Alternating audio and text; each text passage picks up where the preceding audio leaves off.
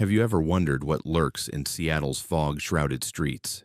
In 2018, a wildlife biologist discovered something in Carkeek Park that changed everything she believed about nature. Welcome back to Black Fears. Tonight, we're uncovering 8 disturbing true stories from the Emerald City. For privacy, names and identifying details have been altered, but these encounters are real. Before we begin, drop a comment telling us where you're watching from and what time it is right now. Now, let's dive into the darkness. Don't forget to like and subscribe. Ruthie had always loved the quiet mornings at Carkeek Park. As a wildlife biologist working on salmon restoration projects for the city of Seattle, she spent most of her April mornings alone on the forested creek trails, setting up monitoring equipment along Piper's Creek. The 220-acre park in North Seattle was one of her favorite research sites, dense with old-growth forest and relatively untouched compared to other urban green spaces. She'd been tracking the cutthroat trout and salmon populations for 3 years now, documenting their spawning patterns and survival rates in one of only 2 active salmon runs within the city limits. The work was methodical, peaceful, and predictable. At least, it had been until the 3rd week of April 2018. The first sign that something was wrong came on a Tuesday morning. Ruthie was checking her fish counts near the Upper Creek area, a section where the water ran shallow over smooth stones, and the canopy overhead filtered the gray Seattle light into something almost ethereal. Her clipboard showed discrepancies she couldn't explain. She'd tagged 43 salmon the previous week, but now only 31 remained in her survey area. Fish died, certainly, and some moved downstream, but the rate of disappearance was unusual. She made notes, adjusted her calculations, and continued her rounds. By Friday, another 8 fish had vanished without explanation. No signs of predation, no bodies, no obvious environmental stressors. They were simply gone. On Monday, Ruthie decided to set up trail cameras. If eagles or river otters were taking the fish, she needed documentation. She positioned 4 motion-activated cameras at strategic points along the creek, hidden among the ferns and salal that grew thick along the banks. The cameras were designed for wildlife monitoring, capable of capturing clear images even in low-light conditions. She activated them at dawn and returned to her office at the University of Washington to analyze water samples. That night, lying in her apartment in Fremont, she found herself thinking about the missing fish more than she should. There was something about the pattern that felt wrong, something that scratched at the back of her mind like an insect trapped behind glass. 3 days later, Ruthie returned to collect the camera data. The morning was typical for late April, overcast with a light mist that made everything smell like cedar and damp earth. She retrieved the SD cards, expecting footage of eagles, maybe a coyote, perhaps the river otters that occasionally ventured up from Puget Sound. Back in her truck, she loaded the first card into her laptop. The footage began normally enough. A raccoon ambling past at dusk. A deer drinking from the creek at dawn, the usual cast of urban wildlife. Then, at 2:47 a.m. on the timestamp, something else appeared. The figure moved through the frame in a way that made Ruthie's breath catch. It was human-shaped, roughly, but its proportions were wrong. The limbs bent at angles that didn't match human anatomy, and it moved with a strange, stuttering gait, as if it were learning how to walk. The video quality was excellent, but the figure itself seemed to resist clarity. Its edges somehow blurred, even though the surrounding forest was sharp. It was carrying something. She rewound the footage, enhanced the image, and felt her stomach tighten. Fish. Multiple salmon, held in arms that seemed too long. Fingers that appeared to have too many joints. The figure moved off-frame, heading deeper into the forest, away from the established trails. Ruthie checked the second camera. Same night, 3:15 a.m. A similar figure, or perhaps the same one, captured from a different angle. This time she could see more detail, and she wished she couldn't. The skin, if it could be called that, had a texture that reminded her of bark, rough and dark, with patches that seemed to grow moss or lichen.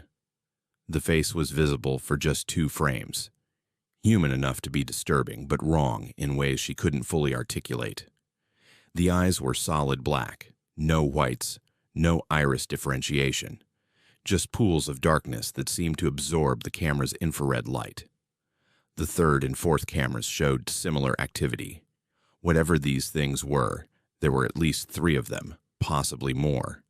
They came at night, took the fish with careful deliberation, and disappeared into the sections of Carkeek Park that weren't accessible by maintained trails.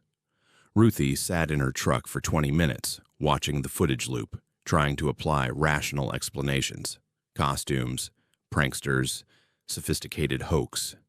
But the way they moved, the way the forest seemed to respond to their presence, branches shifting, shadows deepening, none of it fit a human explanation. Against every instinct that told her to leave this alone, to report the missing fish as unexplained predation and move on, Ruthie decided to follow their trail. She wasn't reckless by nature, but 3 years of fieldwork had made her confident in the forest, and she carried bear spray, a radio, and a fully charged phone. It was just past noon, broad daylight, and she told herself she just wanted to see where they went, just a quick look. She marked the location on her GPS where the figures had left the camera's view and began walking. The established trails at Carkeek were well maintained, wide enough for families, marked with clear signage. Ruthie left those trails behind after 15 minutes, pushing through salal and Oregon grape, following a path that seemed to exist but wasn't on any park map. The forest changed as she went deeper. The trees were older here, massive Douglas firs and western red cedars that had somehow escaped logging, their trunks wider than her truck. The understory grew thicker, and the sound of the city, distant traffic on 3rd Avenue NW, the occasional train along the beach tracks, faded to nothing. She found the clearing after 30 minutes of hiking. For a moment, she just stood at its edge, her mind refusing to process what she was seeing. The clearing shouldn't exist. She'd studied maps of Carkeek Park extensively, knew its 220 acres intimately, and this open space wasn't on any survey. It was roughly circular, about 50 feet across, and in its center stood a structure that made her skin crawl. It was built from driftwood, bones, and living trees that had been bent and woven together in patterns that hurt to look at directly. The geometry was wrong somehow, angles that seemed to shift when she wasn't looking straight at them. The ground was stained dark in patches, old blood or something like it. Fresh salmon remains were arranged in careful patterns around the structure, not scattered like after an animal feeding, but placed with deliberate intention. Circles within circles, lines radiating outward. Symbols she didn't recognize but that triggered something primal in her hindbrain. This was a sacred space, she understood suddenly, or something like it.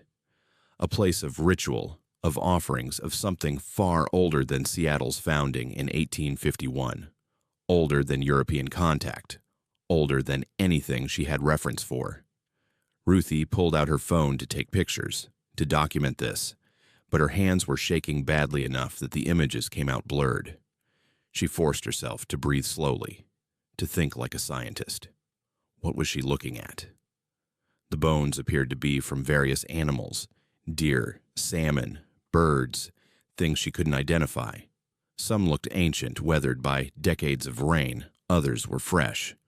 The driftwood had been arranged with precision, and the living trees, massive cedars, had been bent as saplings, she realized. Decades, or perhaps centuries ago, grown into this configuration. She heard movement behind her and spun around. 3 figures stood at the clearing's edge, and they weren't hiding now. In daylight, they were even more disturbing than on the camera footage. They wore human form, like something borrowed, something approximated, but not quite achieved. Their skin had the texture of old bark, gray and rough, with patches of moss growing in the crevices. They were tall, 7 feet at least, with limbs that bent in too many places, and hands that had 6 fingers each, long and ending in dark nails that looked more like thorns. The nearest one tilted its head, and Ruthie heard a sound like wind through dead branches. Not a voice exactly, but something that bypassed her ears and resonated directly in her chest. The other two remained motionless, watching her with those solid black eyes that reflected no light. She wanted to run, every nerve in her body screaming at her to flee, but her legs wouldn't move. The thing that might have been communication continued, and with it came understanding, not in words, but in concepts that flooded her mind. They had been here before. Seattle, before the Duwamish people, before humans walked these forests. They were of this place, part of it, woven into the land as deeply as the cedar roots. When the city came, they retreated, went deeper, waited. The park, when it was created in the 1920s, had given them space again, a refuge. The salmon were theirs, had always been theirs, part of the old agreements between land and water, and the things that existed in between. She was intruding, but she was also witness, and they were deciding what that meant. The lead figure moved closer, and Ruthie felt her bladder nearly give way. It reached down, the movement was fluid despite the wrong angles of its joints, and touched the ground. The forest responded. She felt it through her boots, a vibration that ran up her legs and into her spine. The trees around the clearing shifted, branches moving in wind that didn't exist. Birds fell silent. The creek, distant but audible until now, went quiet. The figure was showing her something, demonstrating power, ownership, presence. This was their place. It had always been their place. Then, as suddenly as they'd appeared, they stepped back into the forest and were gone. Not hiding, not walking away, but gone as if they'd never been there at all. Ruthie stood alone in the clearing, her heart hammering so hard she could hear it in her ears. She looked down at her phone. The screen was black, dead despite being fully charged when she entered the forest. Her radio was dead too. The GPS showed her location as a blank space, no coordinates, no map data. She ran. She didn't remember the path back to the trail, didn't remember the hike to her truck, didn't remember driving out of the park. The next clear memory she had was sitting in her apartment in Fremont, doors locked, curtains drawn, trying to convince herself she'd hallucinated the whole thing. Stress, lack of sleep, carbon monoxide from a faulty heater. Anything but the truth. Ruthie didn't go back to Carkeek Park for 2 weeks. When she finally returned, it was just to collect her equipment. She told her supervisor she was shifting her research focus to different watersheds. Cited better data opportunities at Thornton Creek. The cameras she retrieved showed nothing unusual for the 2 weeks she'd been gone. Just normal wildlife. No figures. No mysteries. She destroyed the original footage, smashed the SD cards, and threw them in Elliott Bay. But something had changed. Her research data from other sites began showing impossible success rates. Salmon populations that should have taken years to recover were rebounding in months. Water quality improved beyond what her restoration efforts could account for. Other biologists commented on her luck, her golden touch with urban watersheds. Ruthie said nothing. She'd started leaving offerings at the trailheads, fresh salmon from Pike Place Market, fruit, polished stones she found on the beach. She never saw the figures again, but sometimes, doing surveys at dawn, she'd find evidence they'd been there, arrangements of sticks and stones that hadn't been there the day before, tracks in the mud that weren't quite human. She understood now that Seattle's forest remembered what came before. The city had been built on top of older claims, older presences, and in the preserved spaces like Carkeek Park, those presences endured. The figures weren't hostile, she thought, just territorial, protective of something humans had nearly destroyed, but that they'd managed to preserve. They'd made an agreement with her that morning in the clearing, though she couldn't have explained its terms in words. She would respect their space, acknowledge their presence, and in return, her work would succeed in ways that would help the salmon, help the forest, help the land heal. Ruthie still works as a wildlife biologist in Seattle, though she's careful now about which forest she enters and when. She doesn't discuss what she saw at Carkeek Park, knows no one would believe her anyway. But on autumn evenings, when the salmon are running, and she's at a different creek doing counts, she sometimes sees figures at the edge of her vision, watching from the tree line. They never approach, never threaten, just observe. And she leaves her offerings and does her work, and tries not to think too hard about what bargain she's keeping, what ancient presence she's become entangled with, or what might happen if she ever breaks the unspoken terms of their agreement. The forest knows, she's learned, and the forest remembers, and in Seattle's hidden places, the forest is never as empty as it seems. What would you do if you discovered something in the woods that challenged everything you knew about reality? My name is Lucas, and until last summer, I thought I understood sound better than most people. I make my living as a freelance audio engineer near Green Lake, building soundscapes for podcasts and small tech companies, the kind of work where you live inside waveforms and spectrograms for hours at a time. For years, the lake had been my quiet place, my real-world lab. I would wake up before dawn, grab my field recorder and shotgun mic, and walk the loop trail while the rest of Seattle was still half asleep. The early hours gave me clean audio, just water, birds, and the faintest hum of the city waking up. That routine always felt safe, predictable, almost meditative. Until July 2019, when something in those recordings made it impossible for me to ever hear silence the same way again. That day started like any other. It was a typical Seattle summer morning, overcast despite the season, the sky a flat gray sheet with just enough light to see without a flashlight. I got to Green Lake a little before 5 a.m., when the lamps along the path were still on and the fog was sitting low over the water, thick enough that the far shore seemed to dissolve into nothing. The air was cool and damp, and I could smell wet soil, algae, and the faint trace of coffee drifting from somewhere back toward the neighborhood. I slipped on my headphones, powered up my recorder, and listened as the world came into focus. The subtle slap of tiny waves against the rocks, the soft hiss of distant traffic filtered through trees, a lone crow complaining in the branches above me. It was exactly the kind of texture I loved capturing. I walked to the north side of the lake slowly, letting the mic point toward the water. Everything sounded normal, and that normality was comforting. My levels sat right where they should, no sudden spikes, no weird interference.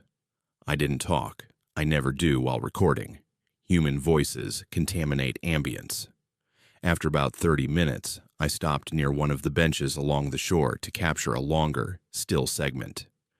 I remember looking out at the fog and feeling a strange sense of being alone, despite knowing that houses and streets were only a short walk away.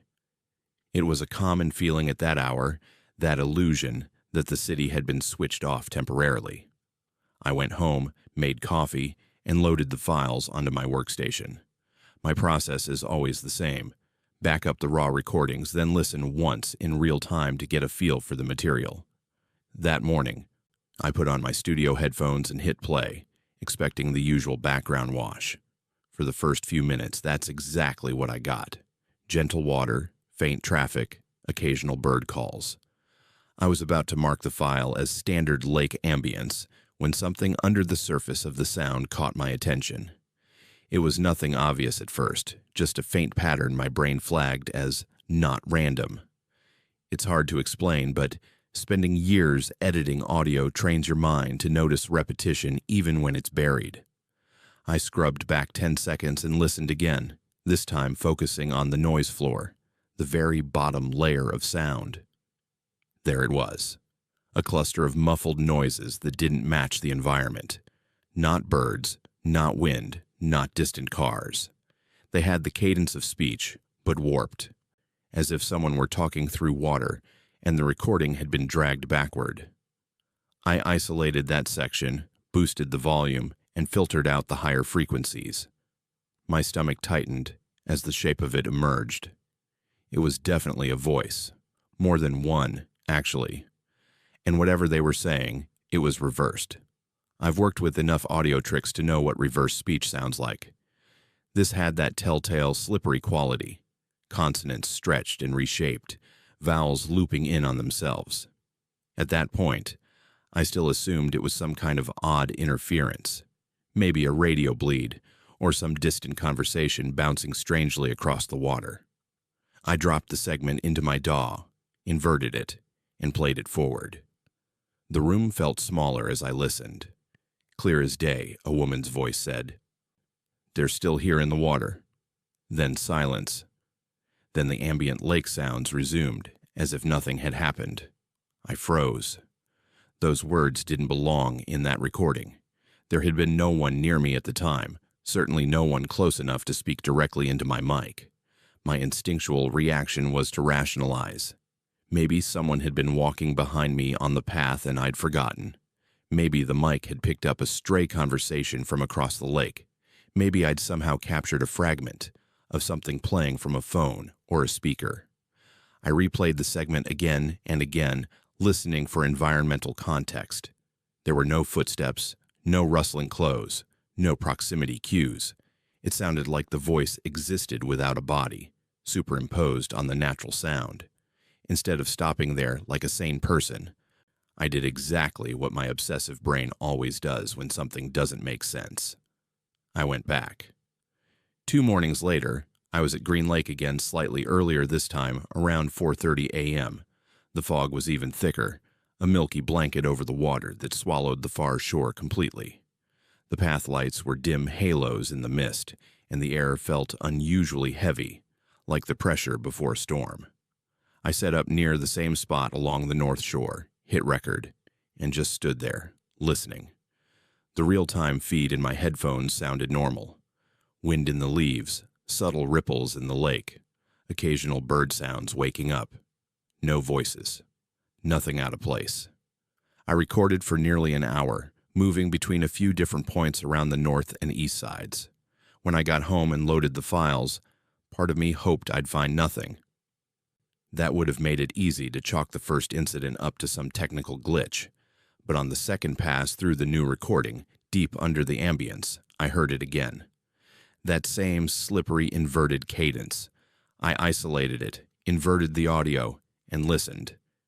This time it was a different voice, a man's, low and strained. We never left. The hair on my arm stood up.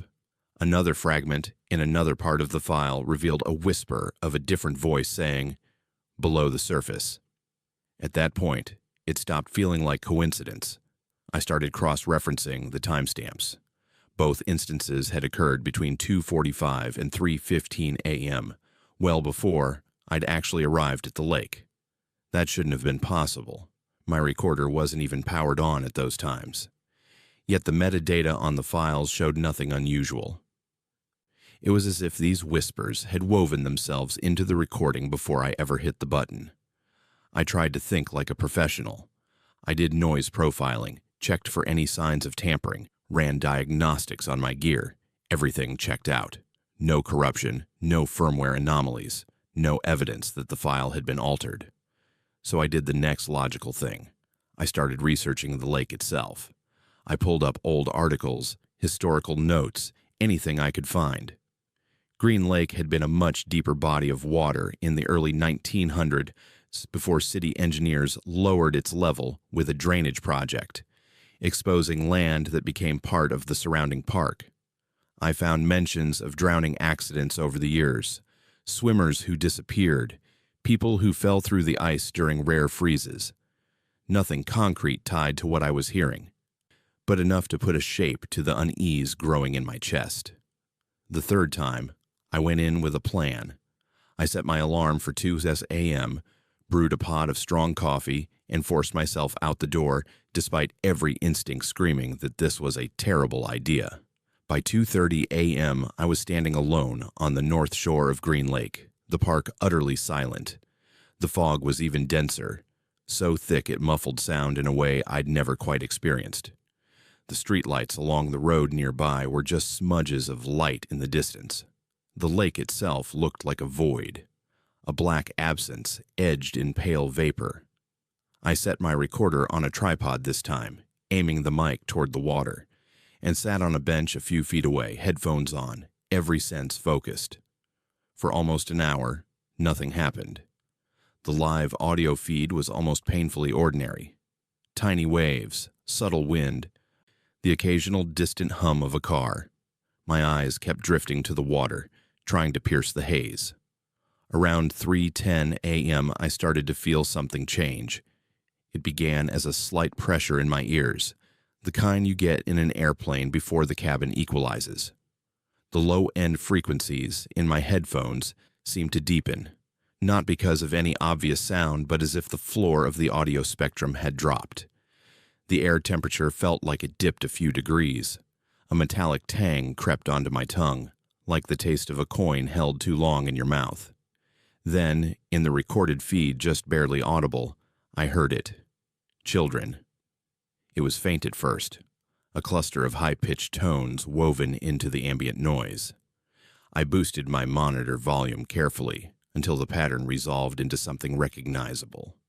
It was singing, a group of children's voices, distorted and reversed, overlapping as if recorded in a tiled room. My hands started to shake. I pulled up a quick spectral analysis on my recorder. The waveform showed unusual spikes in a narrow band. The singing sounded like a nursery rhyme, its rhythm eerily familiar, even though the syllables were all wrong.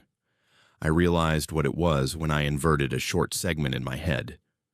The rhythm matched Ring Around the Rosie, not a song you want to hear whispered backwards in the middle of the night from a lake that shouldn't be producing human voices. I stared out at the water, my heart pounding so loudly I could hear it over the headphones. The fog across the lake seemed to move in a way that wasn't quite wind-driven. There, on the waterline opposite me, barely visible through the haze, shapes began to appear. At first, I thought my eyes were playing tricks on me. The figures were darker smudges against the gray, motionless, and evenly spaced along the shore. They were small enough to be children. There were at least a dozen, maybe more. They didn't move. They didn't fidget or sway like living bodies do. They just stood there, facing the water, or maybe facing me. It was hard to tell at that distance. My rational brain told me it could be trees, posts, some kind of structure distorted by fog. But deep down, I knew better. Every instinct screamed that those silhouettes hadn't been there a minute ago. In my headphones, the singing grew louder, though nothing in the environment suggested any increase in actual volume. It didn't match the physics of distance or echo. The voices overlapped, layered so tightly that individual words blurred into a kind of sonic smear. I toggled my recorder to playback and captured a 20-second loop, intending to analyze it later. The metallic taste in my mouth intensified. The air felt charged, like the moment before lightning, and I could smell something that didn't belong. Wet earth mixed with a faint odor of old, stagnant water, tinged with something sour, like rot that had been submerged for too long. I stood up, intending to leave, to abandon the whole thing, when the audio in my headphones changed abruptly. The singing cut off mid-phrase. In its place came a static hiss, and then a single voice, clear, close, and unmistakably directed at me. It was a young girl's voice, but stretched, the timbre wrong in a way I can't fully describe. It said, in perfect forward speech this time, "Stop listening." The waveform on my recorder jumped. My levels spiked into the red. I fumbled for the gain knobs, trying to protect my ears. Before I could turn it down, the voice came again, layered with others now, all speaking over each other in fractured phrases. "Stop coming here. You're too loud. They're trying to sleep." The absurdity of the words barely registered, because my focus locked onto something else that was happening in front of me. The shapes across the lake began to move, not in a normal way, but in jolting frame-by-frame shifts. One moment they were still, the next they were a few feet closer, like someone was editing out the motion between positions. The fog didn't blur them as much anymore. I could make out the outlines of heads, shoulders, arms hanging at their sides. No faces. Just voids where faces should be, darker against the gray. They didn't splash as they moved nearer to the water. There was no sound at all from them, no disturbance of the surface, as if they were walking through a version of the lake that didn't obey our rules. My mouth went dry. Every muscle in my body wanted to bolt, but I was rooted to the spot. One hand clamped around the recorder, the other pressed against my headphone cup. The overlapping voices in my ears kept repeating variations of the same message. Warnings, commands, please. Leave it alone. You're making it worse. We're still here. The static underneath their words crackled like distant radio interference, but there were no stations on that frequency, no logical source for what I was hearing. Then, just as quickly as it had started, it stopped. The voices cut out mid-sentence. The waveform on my recorder collapsed back into normal levels. The ambient lake sounds returned. The gentle lap of water, a bird calling, a car rolling by on a nearby street.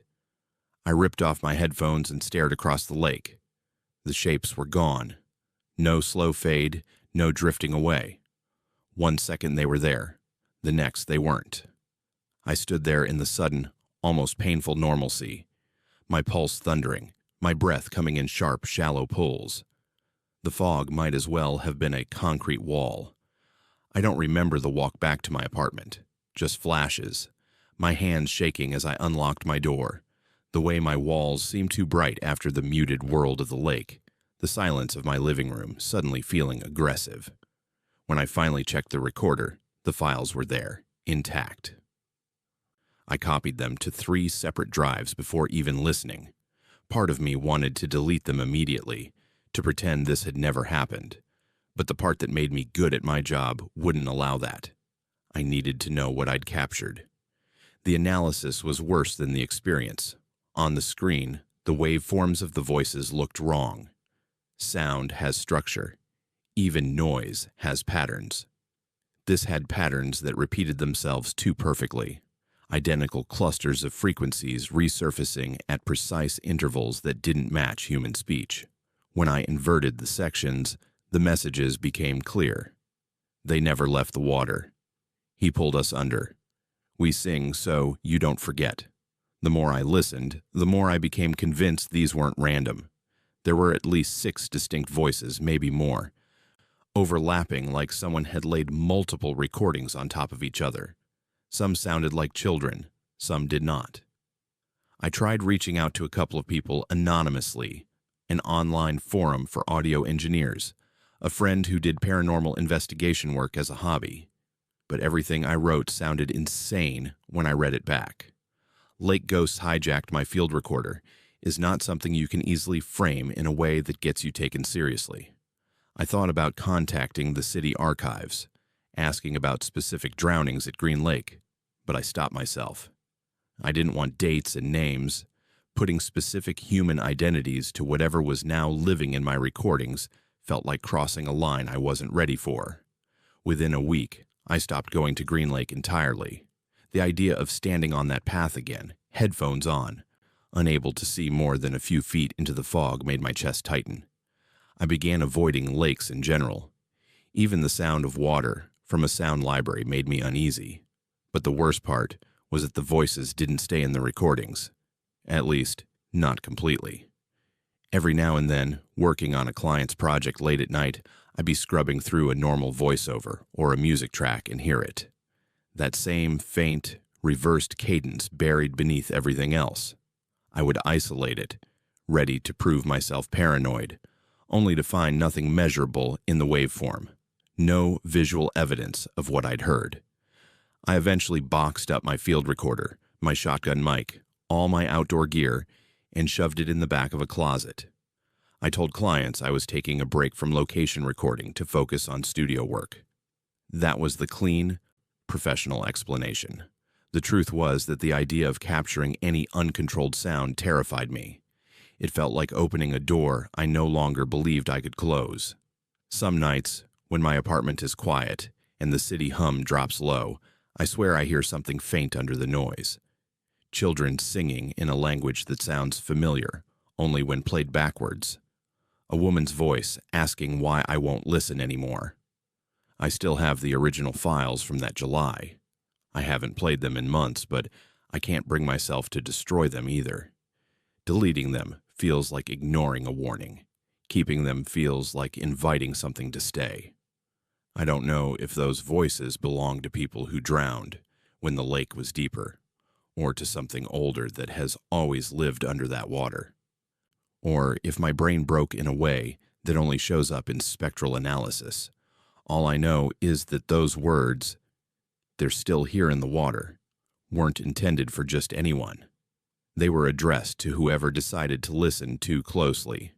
So here's what I keep wondering, and what I want to ask you. If you heard real voices buried inside a recording from a place like Green Lake, voices that knew you were listening and told you to stop, would you keep digging for the truth, or would you walk away and pretend you never heard them at all? My name is William, and in October 1997, I learned that some places in Seattle don't just feel wrong, they watch you back. When I moved into that Capitol Hill studio on Broadway, I thought I'd gotten insanely lucky. Cheap rent, walking distance to the University District bus routes. A view that caught just enough of the city lights to feel alive without keeping me awake. The building was old brick with creaky stairwells and radiators that hissed like they were annoyed you existed, but that's Capitol Hill. The landlord barely let me finish my questions before shoving the lease at me. "If you want it, take it now," he said, eyes flicking nervously down the hall toward my future unit. "People don't stay long, too noisy on weekends." I believed him. It was Capitol Hill in the late 90s. Noise made sense. I didn't realize he meant something else entirely. The first night, I remember the weather more than anything. Classic October in Seattle. Constant drizzle, low clouds, a kind of glowing gray that turned every streetlight into a halo. I unpacked, pushed my futon against the wall, set up my little desk in front of the single window that overlooked Broadway. You could see the buses rolling by, the neon from the bars and coffee shops, the occasional siren echoing between buildings. The apartment had that old building smell, dust, old paint, faint mildew. Underneath all of that was something sharper, a chemical tang that I chalked up to cleaning products. I lit a candle and cracked the window. The air that came in was colder than it should have been. Not October cold, hospital corridor cold. For the first week or so, nothing outright terrifying happened. It was more like a series of small, dismissible wrongnesses. My alarm clock would reset itself to 3 a.m. The overhead light in the bathroom flickered unpredictably. I'd wake up and find the closet door open even though I was sure I'd shut it. Normal old building weirdness, I told myself. I was juggling grad school at UW, a part-time job on the Hill, and a long bus commute on the 49 and 7 routes, so being a little out of it felt normal. The exhaustion helped me ignore the way the apartment never felt quite the right temperature. Always a few degrees colder than the hallway. Always a little too still, as if the air inside wasn't part of the same system as the rest of the building. The first real crack in my denial came as sleep paralysis. I'd had it once as a kid, a freak incident that never repeated, so when it happened again in that apartment, it took me a moment to recognize it. One night, I jolted awake and instantly knew something was wrong. My eyes were open. I could see the faint streetlight glow leaking around the edges of my blinds, but I couldn't move. Not a finger, not my head, nothing. My chest felt like someone had set a concrete block on it. At first, I thought I was just having one of those half-awake dreams, but then the cold hit. It wasn't the usual Seattle chill. It was targeted. The air around my bed dropped in temperature so fast my teeth started aching. My breath fogged faintly above my face, and I realized the rest of the room beyond the bed wasn't that cold. Just me. Just where I was. I tried to convince myself it was in my head, but then I felt it. The overwhelming certainty that I wasn't alone in the room. I couldn't see anything distinct in the darkness, but in the corner opposite my bed, Near the closet, the shadows looked thicker, denser. Every part of my mind screamed that something was standing there, watching, waiting. The air around that corner seemed to press inward, bending the darkness into a shape my eyes refused to bring into focus. I tried to scream and managed only a strangled noise in my throat. The more I struggled, the heavier my body felt. My heartbeat thundered so loud in my ears I thought I might pass out. And then, as suddenly as it started, the pressure lifted. I could move again. The room warmed slightly, and the corner looked normal. Dusty, cluttered, harmless. I lay there drenched in sweat, gasping, telling myself it was sleep paralysis, nothing more. One incident I could rationalize. Two, if I tried hard enough. But when it happened every night, almost exactly at 3:12 a.m., the excuses dried up. Each episode followed the same pattern. I'd snap awake, unable to move, eyes locked on that same corner. The cold would roll over me in a wave that seemed to start near the closet and spread outward. Sometimes I'd hear what sounded like faint scratching inside the wall, like fingernails dragging just behind the drywall. Once, I could have sworn I heard breathing that wasn't mine. Slow, steady, patient. After a week of this, I started dreading bedtime. I began staying out later at the library or wandering around Capitol Hill just to avoid lying in that bed, waiting. During the day, the apartment tried to play a different kind of game with me. Things wouldn't stay where I left them. My coffee mug would migrate from the kitchen counter to the windowsill. A stack of textbooks I'd left on the desk turned up arranged in a perfect circle on the floor one afternoon when I came back from class. I lived alone. No roommate, no girlfriend with a key, no prankster friends. I asked the landlord if maintenance had come in for any reason, and he immediately said no, without even checking. His voice was too quick, too tight. "If you're not home, nobody goes in," he insisted, eyes flicking away. "We don't need legal trouble." The smell in the apartment changed, too. The sharp chemical odor that had bothered me at first faded, replaced by something subtler, but more deeply unnerving.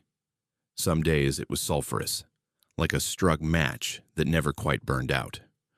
Other days it was metallic, a faint blood-like tang at the back of my throat. Once, I woke up to a smell like rotting leaves and damp soil, as if someone had opened a door to a forest floor inside my walls. I mentioned it to a neighbor in the stairwell, a tired-looking guy hauling groceries, and he just shook his head. "Yeah, that unit's weird," he said. "You're the fourth person in 2 years. People always say it smells off and the heating's screwed. You'll get used to it, or you'll move." The turning point came when it stepped out of the corner. It was about 2 weeks into the nightly paralysis. That night, I fell asleep earlier than usual, worn down by constant dread. When I woke up, I already knew what time it was without looking. The weight on my chest, the pinning pressure on my limbs, the ice-cold air rolling across my skin. It was all familiar now, horribly routine. My eyes snapped open and went straight to the corner by the closet. At first, it looked normal. Just the outline of the door, the vague shape of my laundry basket, the dark vertical line of the wall seam. Then the shadows shifted. They didn't move like shadows should, reacting to headlights or passing clouds. They moved like something was inside them, pushing out. The darkness in that corner seemed to peel away from the walls and condense into a shape. A human outline that was just slightly too tall, shoulders a little too broad, limbs a fraction too long. It stood there, utterly still, but I could feel its attention pinning me to the bed. I couldn't see features. No eyes, no mouth, nothing I could definitively call a face, just impressions. And somehow, seeing less made it worse because my mind filled in what wasn't there with every nightmare it could draw on. The room grew even colder. My breath came in quick, shallow puffs that misted in the air above me. My heart hammered so hard, my vision pulsed at the edges. Then, without moving its legs in any way I could track, the figure was suddenly closer. Not a gradual step-forward motion, more like a jump cut in a badly edited video. One moment it was in the corner. The next it was halfway between the closet and the foot of my bed. I tried to shut my eyes and couldn't. Whatever was happening, it wanted me to see. Another flicker, another impossible instant shift, and it stood at the foot of the bed. The bed didn't dip. The floor didn't creak the way it did under my own weight, but I knew it was truly there. The pressure bearing down on me intensified, like invisible hands pressing at my shoulders, my chest, my legs. For the first time, I caught a hint of something like a face. It wasn't solid. More like smoke trying to remember how to be human. The impression of eyes floated in the haze, dark pits that felt bottomless. When it leaned closer, it was like the darkness around it dragged the rest of the room out of focus. I don't know how long it hovered there. Time stretched out, meaningless. Then a sound broke through the frozen terror. A noise so familiar it shocked my brain into motion. My upstairs neighbor's alarm clock chiming faintly through the ceiling. Normal, shrill, mundane. The figure snapped back to the corner. Again, not by moving, but by jump-cut displacement, then dissolved into ordinary shadow. The pressure vanished. I could move. I rolled off the bed and vomited onto the hardwood floor. My whole body shook so hard I could barely stand. Any lingering hope that this was just sleep paralysis evaporated. Sleep paralysis doesn't rearrange furniture. It doesn't manipulate temperature. It doesn't cancel weight on your chest the second an alarm in another apartment goes off. I started sleeping in the living area, if you could call it that, just the other half of the studio. I dragged my futon next to the front door, as far from that corner as possible. It didn't matter. The third night I did that, the paralysis hit me there too. Only this time, I woke up facing the front door and realized it was wide open. The hallway beyond was black, no light from the exit sign, no distant glow from the stairwell window. Just a yawning, unnatural darkness that looked thicker than the night outside should have been. As I lay there, unable to move, I watched that strange blackness seep into the threshold, like smoke being sucked inward instead of outward. It crawled along the floor toward me, slow and deliberate. I shut my eyes and focused on my breathing until, at some point, I passed out. When I woke up, the door was shut and locked. My keys were still on the hook.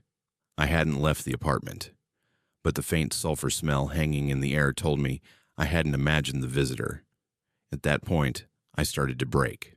My grades slipped. I skipped classes. I fell asleep on the bus more than once and missed my stops. Coffee stopped helping. During the day, I saw things at the edges of my vision in the apartment. Brief flickers of movement in the bathroom mirror that didn't match my own reflection. Faint impressions of someone standing behind me when I opened the fridge and saw just for a second 2 extra shapes reflected in the dull metal. The scratches on the walls got worse too. Actual physical marks began appearing on the paint near the closet. Thin lines in sets of 3, like something with claws had dragged them slowly down. I knew I needed help, but I didn't know who to ask. I tried the obvious first, a therapist at the university counseling center. I left out the stranger details and framed it as anxiety and insomnia.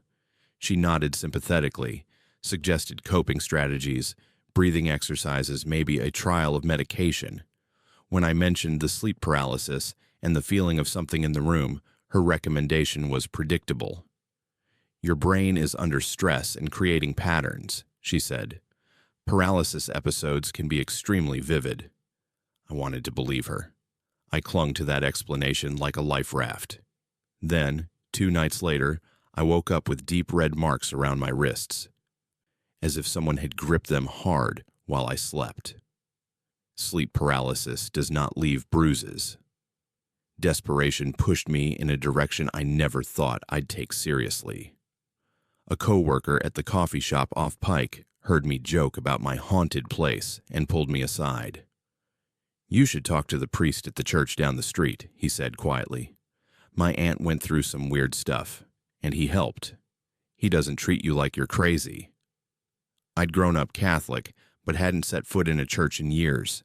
Still, the next afternoon I found myself sitting in a cramped office off the side of a small brick church, explaining my situation, to a middle-aged man in a black shirt and collar, who introduced himself simply as a parish priest.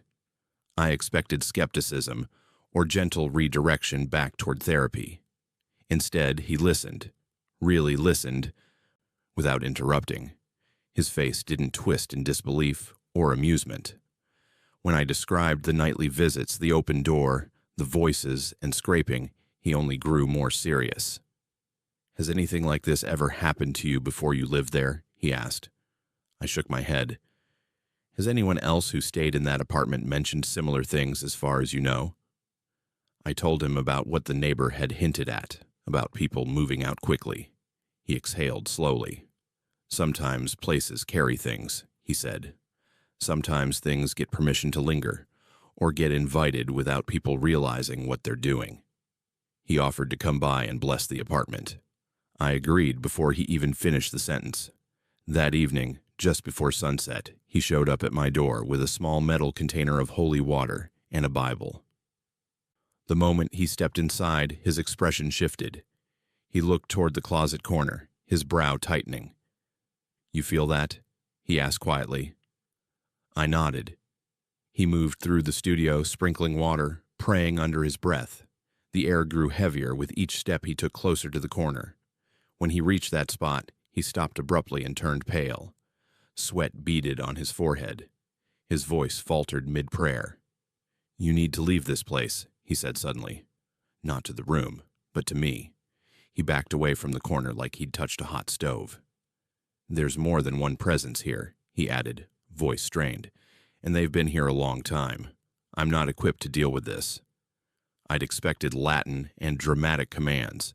Instead, I got a scared priest and a blunt warning. He pressed a small metal crucifix into my hand.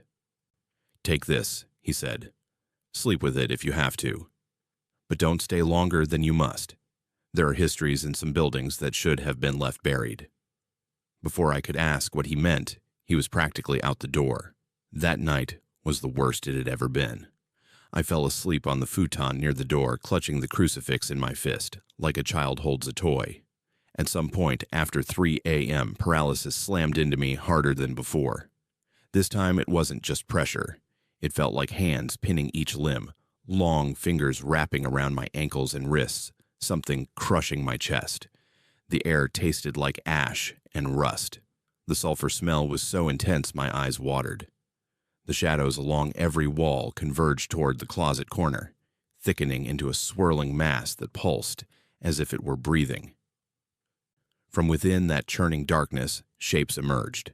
Not one, but several, overlapping, stepping through each other like badly synced projections. Some were tall, others hunched. I couldn't see faces, but I knew, with a certainty I'd never felt about anything, that they were aware of me. A low sound began, like many voices whispering at once, too low and layered to separate into words. The crucifix in my hand grew ice cold.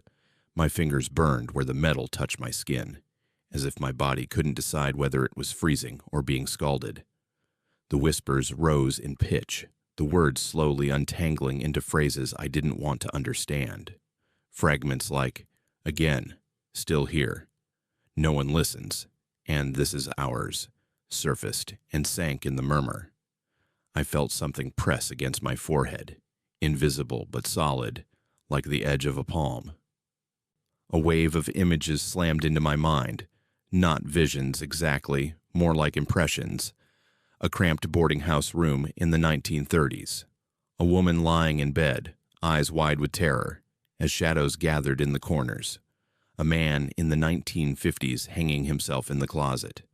Someone in the 1970s sitting in a corner, rocking and muttering while the wallpaper peeled and rearranged itself into twisting shapes. Layers upon layers of people occupying the same space in different years, all staring at the same corner, all seeing what I was seeing. The realization hit me hard. Whatever this thing or things were, they'd been there long before the current building existed. The structure on Broadway was just the latest skin. The land itself felt infected. The hiss of whispered phrases crescendoed until it was almost a scream without volume. vibrations pounding directly against my skull. I couldn't breathe. I couldn't think. I did the only thing I could manage. I focused every shred of will I had on the crucifix in my hand and tried to think one clear thought. No. Not eloquent, not prayerful. Just a raw, primal refusal. I don't know if that made any difference, but something changed. The mass of shadows at the corner shuddered, then recoiled slightly, as if something had repelled it. The hands on my wrists and ankles loosened, just enough for me to twitch a finger. The whispers dropped abruptly back to a low murmur. For a split second, I saw what looked like eyes in the swirling darkness, dozens of them, layered like reflections in a cracked mirror. Then the mass collapsed back into ordinary shadow. The room snapped into focus. The paralysis lifted. I didn't wait for morning. I threw clothes into a bag with shaking hands, grabbed my backpack, my wallet, and walked out. I left furniture, dishes, half my stuff. I didn't care. I checked into a cheap motel downtown for the rest of the week, then crashed on a friend's floor in the University District until I found another place. Breaking the lease felt like a small price to pay for getting out alive with my sanity mostly intact. The landlord didn't seem surprised when I told him I was done. He didn't argue, didn't threaten legal action. He just sighed and said, "Leave your keys on the counter." Months later, out of morbid curiosity, I dug through old Seattle Times archives and public records. The lot where my building stood had held a boarding house in the 1930s. Multiple deaths. Vague wording about unfortunate events. Whispers of a fire that never quite made the official record. The building had been condemned and eventually torn down. The current brick structure went up in the late 50s. There were no official notes about hauntings. Nothing that would satisfy someone skeptical. But I knew. The priest's words haunted me. They've been here a long time. I still live in Seattle. I still ride buses past that stretch of Broadway. When I look up at that building, my old window stares back like an eye. Sometimes I think I see movement behind the glass, a flicker, a shadow sliding away too fast. I never go inside. I never walk that side of the street. At night, if I wake up at 3:12 a.m. for no reason, I stare hard at every corner of my room until I'm sure the darkness is just darkness. Most of the time, it is. Most of the time. So now I'm asking you, if you found out the place you were living had been quietly feeding on people's fear for decades, would you stay and fight for your space? Or would you walk away and never look back, no matter how much you'd already invested? My name is Benjamin, and I've spent more nights than I can count crossing Puget Sound on the Seattle-Bainbridge ferry, but there's one November shift I can't file away as just another crossing. I work as a deckhand, the guy you see directing cars into lanes, checking chains, doing passenger counts, and walking those long, echoing corridors when everyone else is inside their cars or staring at their phones. Most runs blur together after a while. The same gray sky, the same smell of diesel and salt water, the same low rumble of engines underfoot.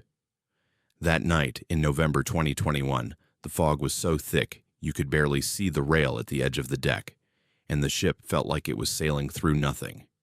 If you've ever stood on a ferry in that kind of fog, you know how sound changes out there. It doesn't travel the way you expect. It folds back on you.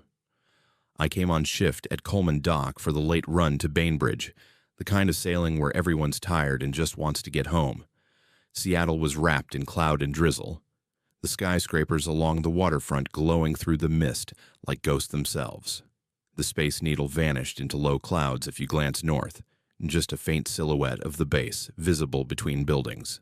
The air on the dock tasted like wet metal and exhaust, with that familiar Puget Sound mix of salt and kelp under it. We loaded up the cars, lines of headlights snaking up the ramp, people staring straight ahead, half asleep. I walked the lanes, checking tie-downs for a couple of trucks, listening to the muffled conversations, the hum of engines idling.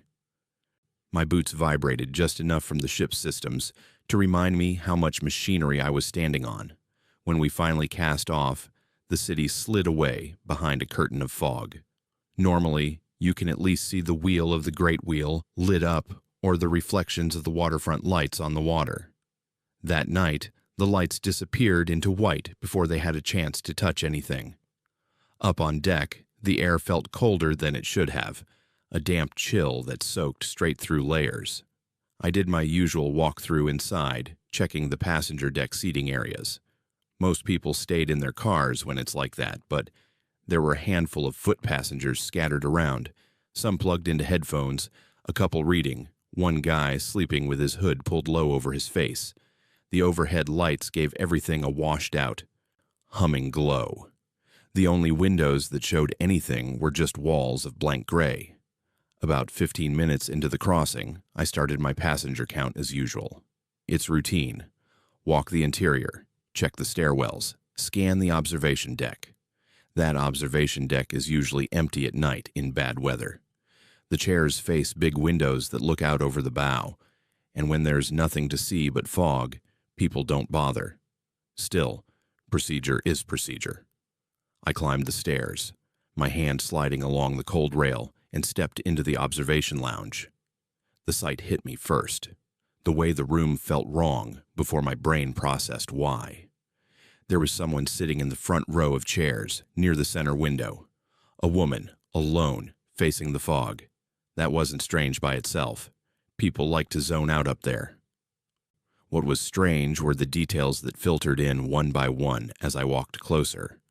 Her clothes were wrong for 2021. She wore a knee-length dress in this pale blue color, with padded shoulders and a cut that screamed mid-1980s. Over it, a coat that might have been wool once, dark and heavy, buttoned all the way up.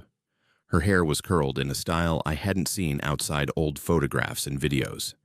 And she was drenched. Not caught in the rain on the car deck, damp, soaked. Water dripped steadily from the hem of her dress, pattered off her shoes, and spread in a dark, widening puddle on the floor. The first thing my training kicked in on wasn't ghost. It was hypothermia risk. Someone that wet in that temperature on a ferry at night could be in real trouble. The air inside the lounge was warmer than outside, but that kind of saturation pulls heat from a body fast. I walked over, boots squelching slightly, when I stepped into the water, puddling around her feet. The smell hit me then. Not the usual mix of coffee and ship and winter jackets. It was the sharp, cold smell of Puget Sound water, tinged with something older, like harbor rot and seaweed that had been trapped someplace too long. Under that was another faint note, metallic and dry, as if the water carried the memory of rust. "Ma'am," I said, keeping my voice calm, professional. "Can I help you with something? Do you need a dry blanket or a different seat?" She didn't move, not even the slight flinch you get when someone speaks unexpectedly nearby.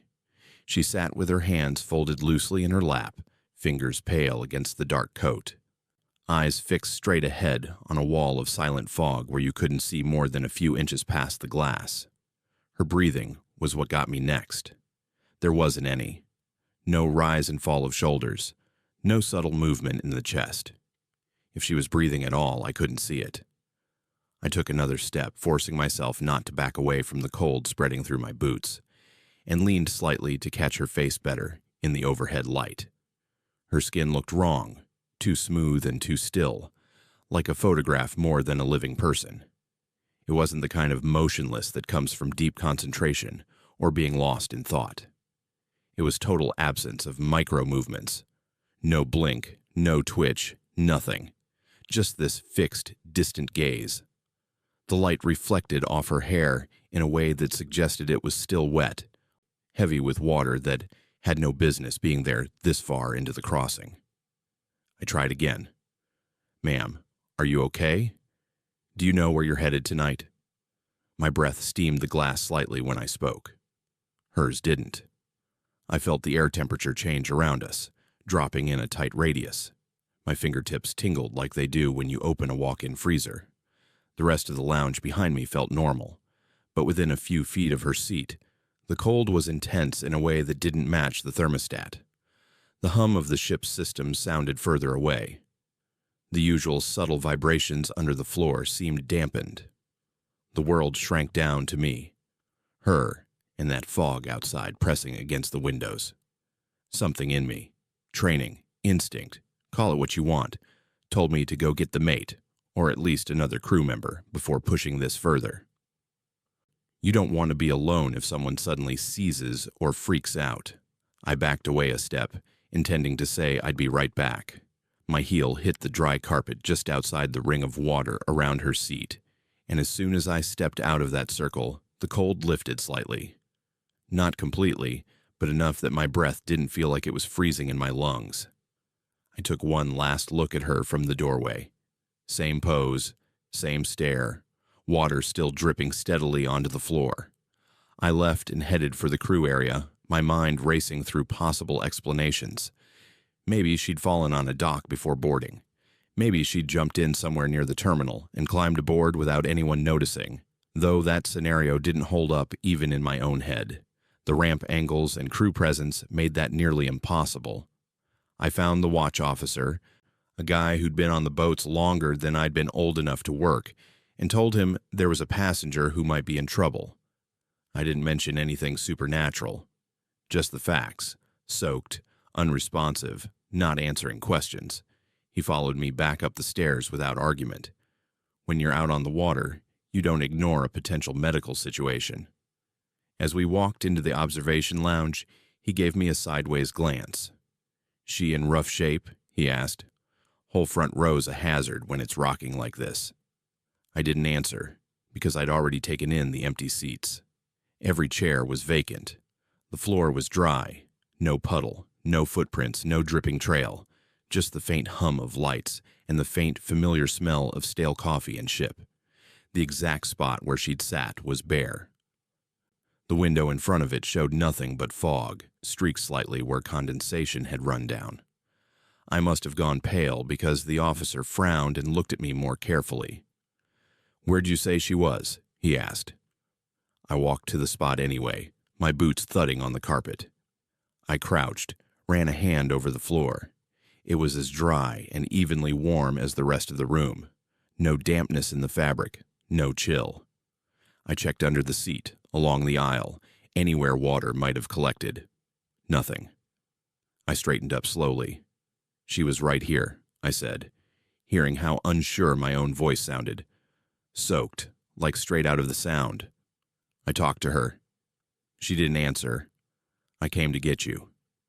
He studied me for a long moment, then glanced back at the empty seat. "Long shift?" he asked quietly. "You look like you might need more coffee than that galley junk can give you." It would have been easy to let it go there.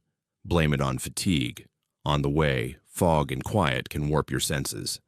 But before I could back down and laugh it off, someone else stepped into the lounge, another deckhand coming up from the car deck to do his own walkthrough. He took one look at my face, then at the seat, and stopped dead. "You saw her too?" he asked. The officer turned to him sharply. My coworker's expression had gone tight, all humor gone. "Middle front row," he said, pointing.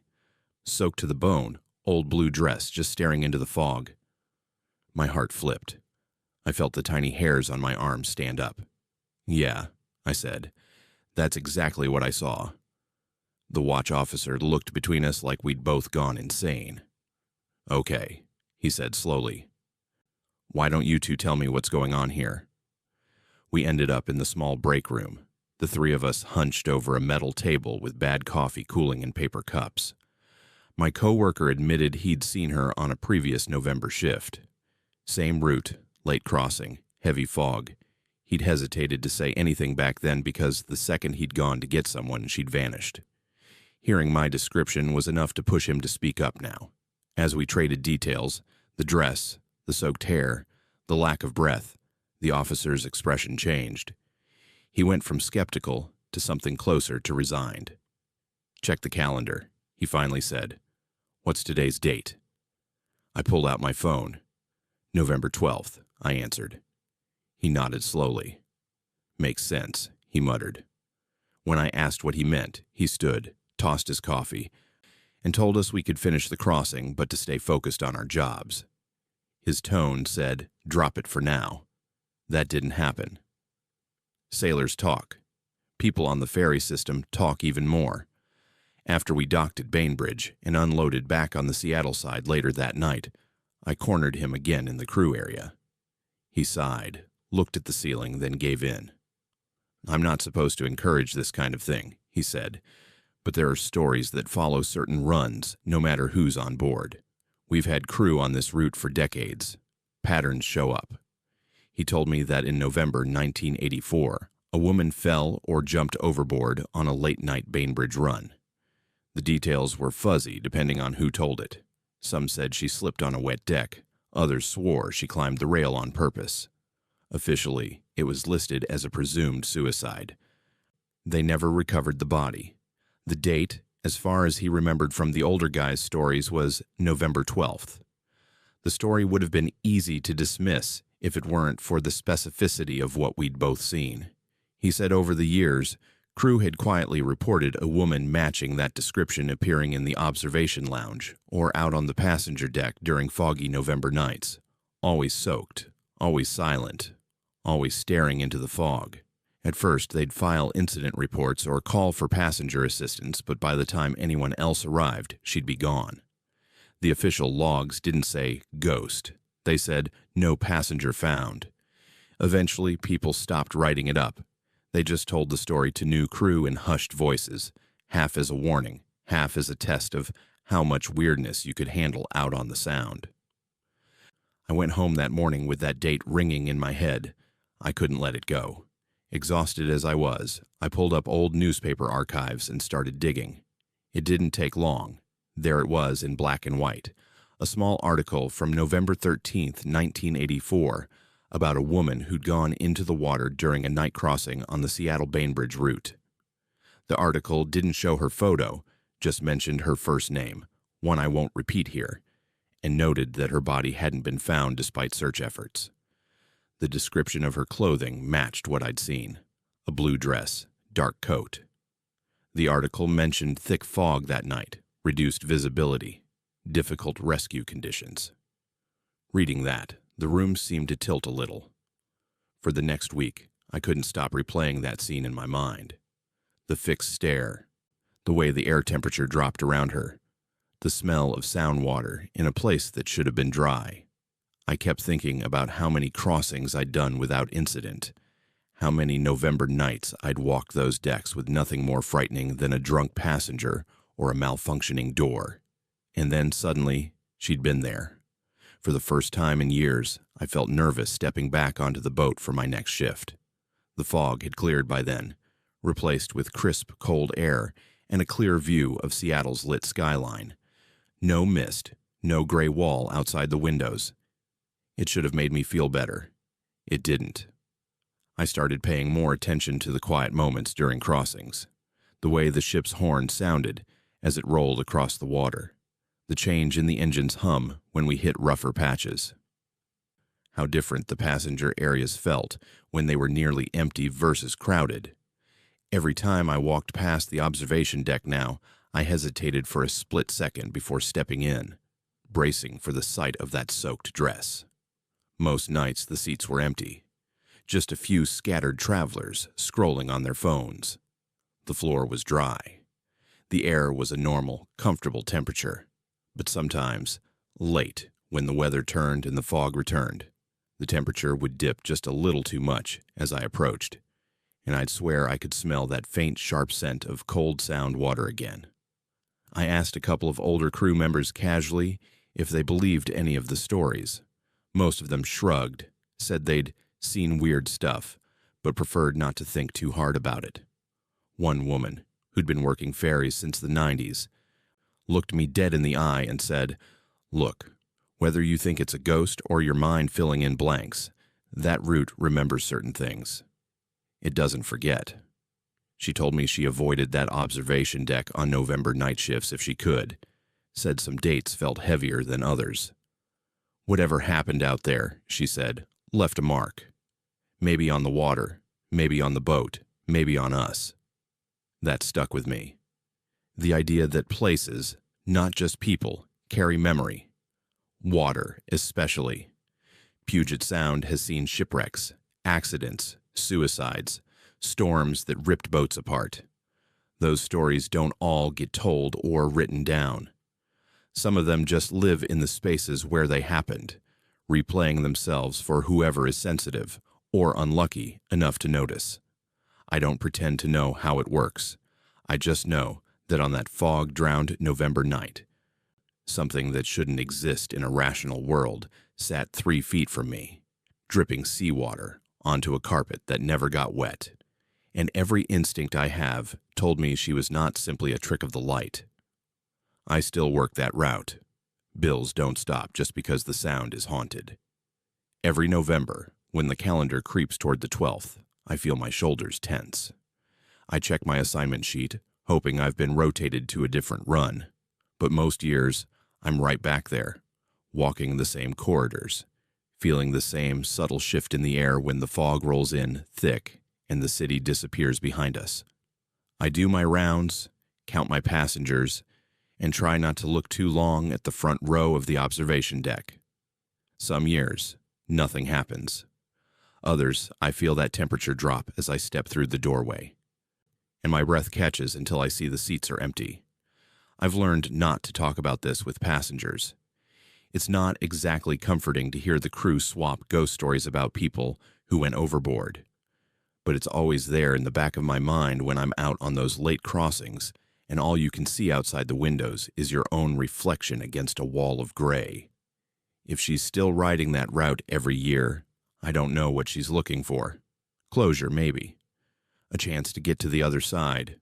Or maybe she doesn't know she's gone at all and is just trapped in that endless moment between leaving the deck and hitting the black water.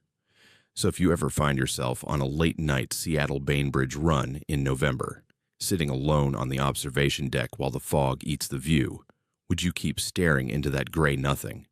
Or would you look away if you felt someone silently take the seat right next to you? My name is Levi, and until September 2012, I thought the underground tour beneath Pioneer Square was just a quirky piece of Seattle history, a fun way to kill an afternoon and tell jokes about old toilets. I'd been a guide down there for almost 3 years, the kind of guy who could walk those tunnels with the lights off and still know every step. I loved the mix of history and weirdness, talking about the Great Seattle Fire, the raised streets, the buried storefronts. Tourists would gasp at the sight of the old sidewalks above their heads and snap photos of crumbling brick and rusted metal. It all felt safely spooky, like a haunted house attraction with educational value. I never really believed the ghost stories some of the older guides liked to tell. Not really. Then came the day a new doorway appeared where there shouldn't have been one, and I realized those tunnels went deeper than any map we had. It was a wet, gray afternoon like so many in Seattle. The kind where the sky looks like wrinkled wool and the rain can't decide if it wants to commit or just spit on you. I had the last tour slot of the day, a smaller group than usual, some tourists, a couple of local history buffs, one guy who asked way too many questions about structural integrity. We did the usual route, the storefronts that now sit below street level, the glass prisms in the sidewalk above that used to let in sunlight, the old ladder that drops down into a forgotten alley. I gave my usual jokes, hit my marks, listened to the polite laughter bounce off damp brick. The air down there always smelled like dust, wet wood, and the faint tang of old sewage that never quite leaves no matter how many decades pass. We were heading toward the section where we show people the old storefront facades, ornate doorways, and windows that now face a dead-end corridor instead of a bustling street. I flipped on my flashlight and swept it across the familiar shapes as I talked. "You're basically walking on the second floor of original Seattle," I said, same line I always used. "The first floors are still here, just buried. The city literally built on top of itself." I panned my light along the brick wall to the right, the one that should have been solid except for sealed archway at the far end. Except now, halfway along that wall, my beam hit something that shouldn't exist. There was a doorway where there had never been one. Not a modern door, not a maintenance hatch, but an opening framed in stone that looked older than the bricks around it. The tour lights didn't quite reach that far, but my flashlight did, and the more I focused on it, the more my stomach tightened. The arch was carved with symbols that didn't match the decorative styles of the late 1800s. They weren't the usual flourishes and scrolls. They were angular, twisted shapes that made my eyes want to slide off them. The longer I stared, the more they seemed to shift, like lines in a drawing someone kept erasing and redrawing. The stone itself didn't look like the usual local material. It had a color and texture that reminded me of something pulled from deep underwater, smooth in some places, pitted in others, with a faint sheen that didn't belong in a dry tunnel. I almost skipped it, almost pretended I hadn't seen anything. You do enough tours, you learn not to point out every weird bit of graffiti or crumbling brick. But curiosity and some sense of responsibility made me walk toward it, the group trailing behind. This section wasn't open before, the structural guy said, sounding a little too excited. I ignored him. As I neared the arch, the temperature dropped a noticeable few degrees. The usual underground chill turned into something sharper, like being in a walk-in refrigerator. I could feel it on my teeth, that ache you get from very cold air. The flashlight beam trembled slightly in my hand. Beyond the arch was a flight of stone steps going down. That alone made no sense. The underground is already the original ground level from before the streets were raised. There's nothing below that level on the tours. We have basements and foundation spaces. Sure, but this wasn't one of them. These stairs were old, the edges of each step worn in the center, like something, or someone, had been using them for a very long time. Moisture glistened on the stone, catching the light in dull, oily reflections. There were no railings, no safety ropes, no signs, nothing that said authorized area or do not enter. Just a gaping mouth in the wall. The group buzzed behind me with nervous excitement. A couple of them raised their phones to take pictures. One guy asked if this was a new part of the tour. I forced a laugh and said something about discovering new history all the time, trying to sound casual while my mind ran through every map I'd ever seen of the tunnels. Nothing like this was on any of them. I made a quick decision. There was no way I was taking paying customers down into an unverified, unlit, potentially unsafe space. Liability nightmare. I turned the group around, steered them to another exhibit, finished the tour with my best professional smile. The whole time, my thoughts kept circling back to those stairs and the symbols that made my eyes hurt. When the last guest left and the doors upstairs were locked for the night, I went looking for another guide to sanity check what I'd seen. I found one of my co-workers in the small staff room scrolling her phone. She'd been there longer than me, the kind who'd picked up every rumor and story the old-timers had to offer. I told her about the doorway, the symbols, the stairs. She stared at me for a long moment, then shook her head. "Nothing like that's on the schematics," she said. "If there was another level, the city or the Preservation Society would be all over it." "Are you sure it wasn't just a weird shadow or a brick arch you never noticed?" I knew every brick down there like I knew my own kitchen. I just nodded, because arguing wouldn't change the fact that I needed to see it again. I convinced her to come with me. "Just a quick check," I said. "If it's nothing, we laugh at me and go home." She grabbed a flashlight and followed me back down into the tunnels.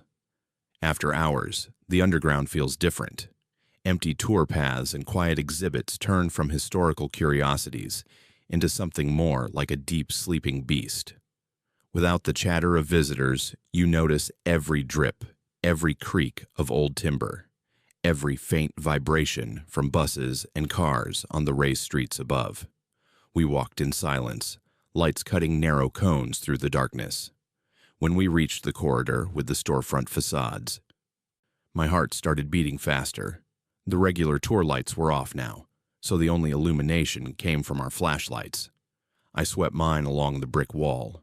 The familiar sealed archway at the far end was there. The section where I'd seen the new doorway was just plain, slightly damp brick. No arch, no symbols, no stairs, nothing. I stepped closer. shining my light up and down the wall, half expecting the stone to ripple and form into that impossible opening like a special effect. It stayed stubbornly solid. I put my hand on it. Rough, cold, completely unremarkable. My coworker gave me a look that was equal parts concern and annoyance. "You need sleep," she said. "Seriously, Levi, this place gets to people if they're down here too much. Go home." I tried to laugh it off, but inside I was rattled.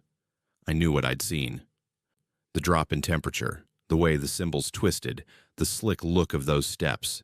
You don't just conjure that level of detail from nothing.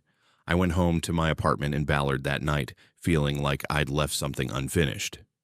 The sounds of my neighborhood, the distant burr of traffic on 15th, the occasional horn from a ship in the ship canal, felt oddly thin, like a shallow layer of normalcy over something deeper. I slept badly, dreaming of tunnels that went on forever, lined with doors that opened onto blackness. The next day, I went in early. No tours yet.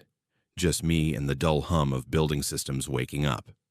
I told myself I was being thorough, making sure there wasn't some new construction or maintenance access I'd somehow missed.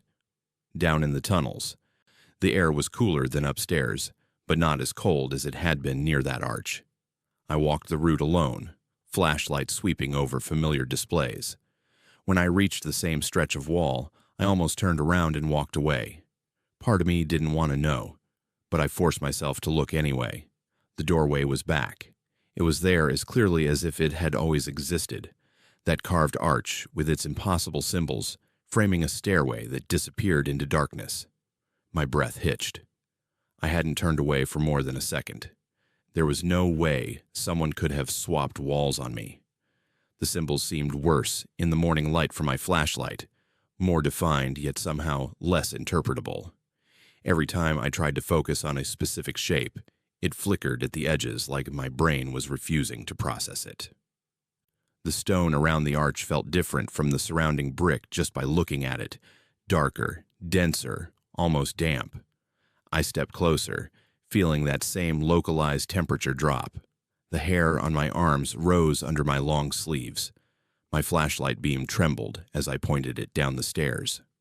The light disappeared faster than it should have, swallowed by the darkness after only a dozen steps. Moisture glimmered on the walls, running in thin, irregular lines like veins.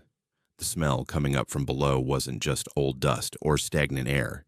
It carried a tang of something mineral, metallic, and faintly sweet. I thought of damp basements, of caves, of places far underground where sunlight has never touched. Any sane person might have backed away at that point and called someone. But I'd spent years walking those tunnels, telling sanitized stories about the city building its new life on top of its old one. This felt like an invitation to see what lay under even that. I told myself I'd go just far enough to see if there was a landing or a door, just enough to have something concrete to point to when I reported it. I stepped over the threshold, and the instant both my feet were on the first step, the sound of the world above changed. The faint echoes of street noise I always heard in the tunnels, the dull whoosh of traffic on First Avenue, the occasional siren, the vibration of trucks, went silent. Not quieter. Gone. The only sounds were my own breaths and the tiny scuff of my boots on stone. Each step downward felt like it stretched a little longer than it should, like the distance between one stair and the next was subtly inconsistent. I counted without meaning to. 10, 15, 20, 30. By 30, I knew I'd gone lower than any basement I'd seen on blueprints. The air grew thicker, heavier, and my ears popped like I was changing altitude. The cold shifted from surface chill to a deep bone-level cool that made my joints ache. Maybe 10 more steps down, the stairs widened into a chamber. My flashlight fought against the darkness to reveal a space that didn't fit the architecture above. The ceiling arched higher than it had any right to given the layers of city above us, disappearing into shadow. The walls weren't brick or concrete. They were stone, carved smooth in some places, and left jagged in others, with those same shifting symbols etched into them in long bands. They weren't just around the doorway up top. They ran everywhere, spiraling and intertwining in patterns that made my eyes water. It was like looking at a language written by something that had never seen a straight line. In the center of the chamber was a structure that might have been an altar, if you believed in that kind of thing.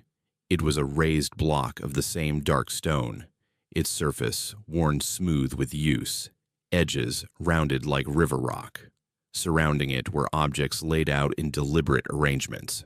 At first glance, they looked like artifacts from some ancient civilization, but nothing matched anything I'd seen in museums or books.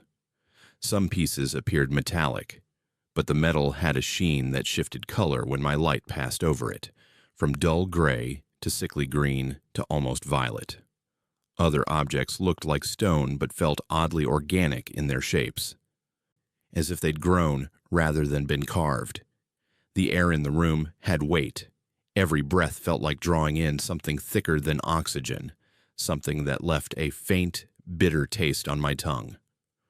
Ozone, I thought at first, but there was a musty undernote to it, like old paper or dried leaves left in a damp attic.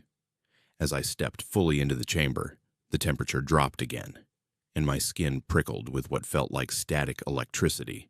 My flashlight flickered, then steadied.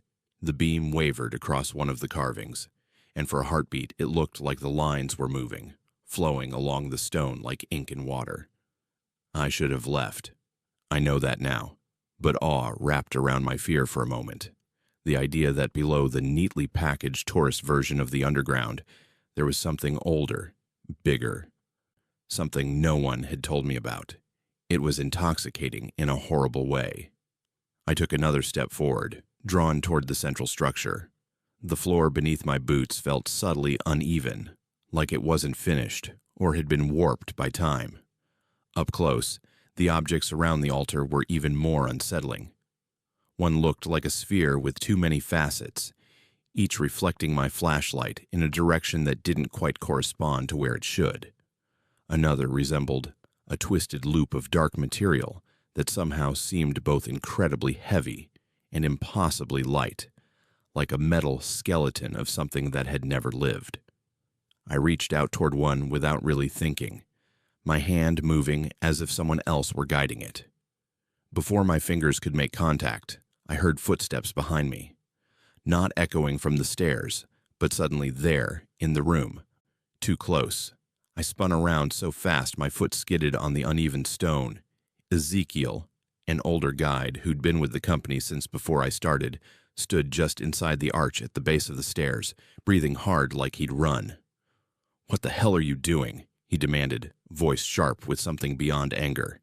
He'd never raised his voice to me before. "I found this," I said stupidly, gesturing around. "Have you seen—" He shook his head, eyes wide as he took in the space. "We're not supposed to be down here," he said.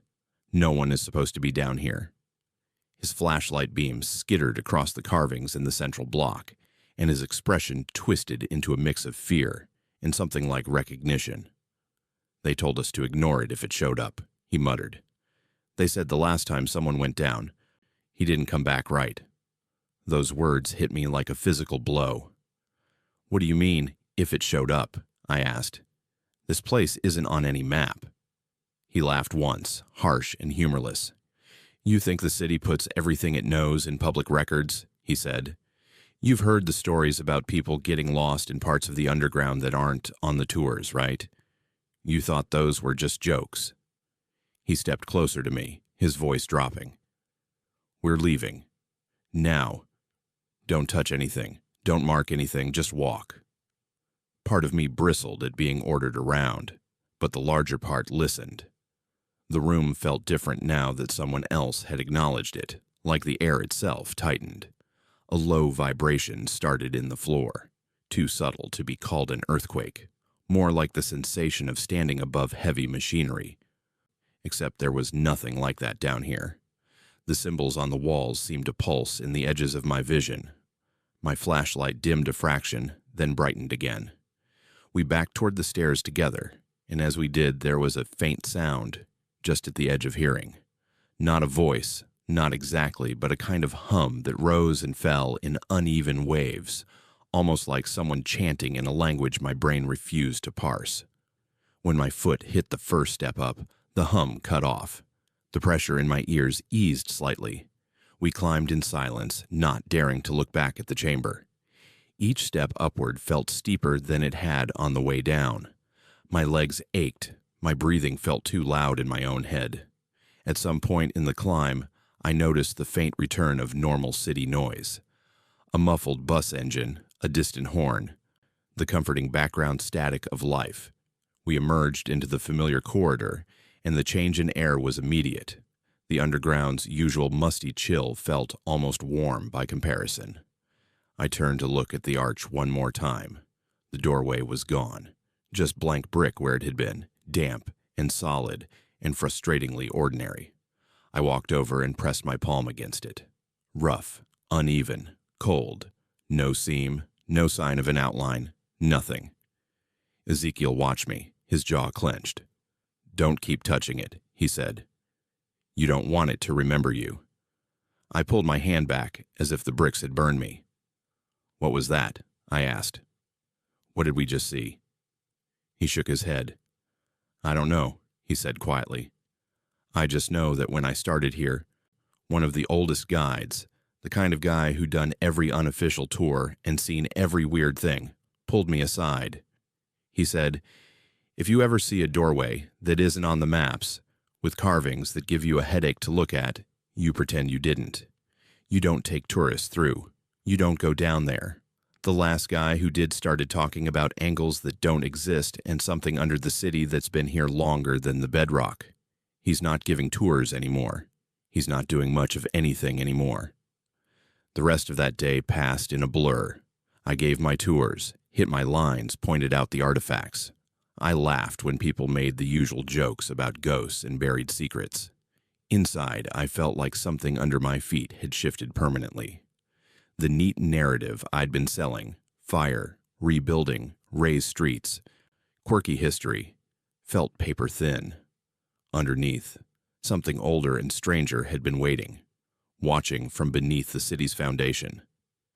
I kept thinking about the way the symbols on the wall seemed to move when I stared at them, the way the air in that chamber tasted, the way sound refused to behave normally down there. Then little things started happening in my peripherals. Walking down the tunnel past the old bank vault, I catch a glimpse of a symbol on a brick that vanished when I turned my head. In the staff room, eating lunch, I'd look at the wood grain of the table and see patterns that reminded me of those carvings, interlocking shapes that didn't look right for something natural. Once, riding the bus home on 3rd Avenue, I looked up at the office building across the street and saw, just for a second, the bands of windows and stone cladding align into a pattern that made my skin crawl. It was gone when I blinked, but the afterimage burned in my mind. Sleep stopped helping. When I closed my eyes at night, I saw that chamber in flashes, the altar in the center, the shifting artifacts around it, the sense that something unseen had turned its attention toward the stairwell when we entered. I dreamed of walking through Pioneer Square and seeing those symbols etched faintly into the cobblestones between the manholes. I woke up with the taste of that underground air in my mouth, bitter and metallic. When I tried to talk myself down, to say it was just an old, forgotten basement or some weird substructure, my brain rejected the explanation. I knew how those looked. This wasn't that. A week later, I went back with the intention of proving to myself that it had been a one-time hallucination. I told no one. I waited until a gap between tours, grabbed my flashlight, and headed for the same corridor. The arch was there, waiting. This time, I didn't step through. I stood just outside the threshold, feeling the temperature change wash over me. Normal underground chill at my back, the deeper, denser cold in front of me. The darkness beyond the top step felt thicker than it had the first time, like it had substance. The symbols around the arch seemed sharper, yet harder to look at. I understood then what Ezekiel meant by "don't let it remember you." Standing there, I had a strong sense that something below was aware of me, not in a personal human way, more like the way a living organism registers a stimulus. There is something on the surface. It is moved. I left. I told myself I could quit, that I didn't need this job badly enough to risk whatever was happening to my mind. But walking away from something like that isn't as simple as clocking out and not coming back. It followed me, not as a presence in my apartment or a figure at the foot of my bed, but as a shift in how I saw the city. Around Pioneer Square especially, the patterns became hard to ignore. The way the old brick buildings lined up along Yesler, the angles of certain alleys, the layout of cobblestones around manhole covers. None of it was random. Or maybe my brain had been rewired to see non-randomness in everything. Either way, I couldn't unsee it. I ended up quitting a few months later, officially because I wanted to move on and try something new. That's what I told my boss, my coworkers, myself. In truth, I stopped trusting the ground under my feet in those tunnels. I worried that one day I'd lead a group past that corridor, and the doorway would be open, and I wouldn't be able to stop myself from taking them all down. Or worse, that I'd be alone with it again, and this time I wouldn't turn back. That I'd keep going deeper and deeper until those symbols made sense, until the geometry of that chamber replaced the geometry of the world I knew. I still go to Pioneer Square sometimes. I sit on a bench and watch tourists line up for the underground tour, smiling, joking, totally unaware of what lies below the curated path. The city feels different to me now. The skyscrapers downtown aren't just buildings. They're layers on a structure that sits on a structure that sits on something that was here long before any of us. I catch myself tracing patterns in the cracks of the sidewalk with my eyes, noticing repetitions in the spacing of streetlights, the angles of certain intersections. Maybe it's all coincidence. Maybe my brain is just glitching, trying to impose meaning where there is none. Or maybe the day I stepped over that threshold, something old and patient marked me as someone who looked back when the city's mask slipped. So here's what I want to ask you. If you had the chance to go through a hidden door under your city and see something that might change the way you understand reality forever, would you take that first step, or would you walk past and leave the secret buried in the dark? My name is Ezra, and in February 2015, I learned it's possible to walk into a place where the air itself turns against you, where something in the walls waits for a moment of carelessness. I've been an EMT in Seattle for close to 6 years, the kind of guy who's trained to handle trauma, disaster, and weird emergencies. So I always thought there wasn't much that could shake me. I was used to chaos on the street, the unpredictable, the places in the city that made other people hesitate. Hospitals, though. Hospitals always meant some kind of safety to me.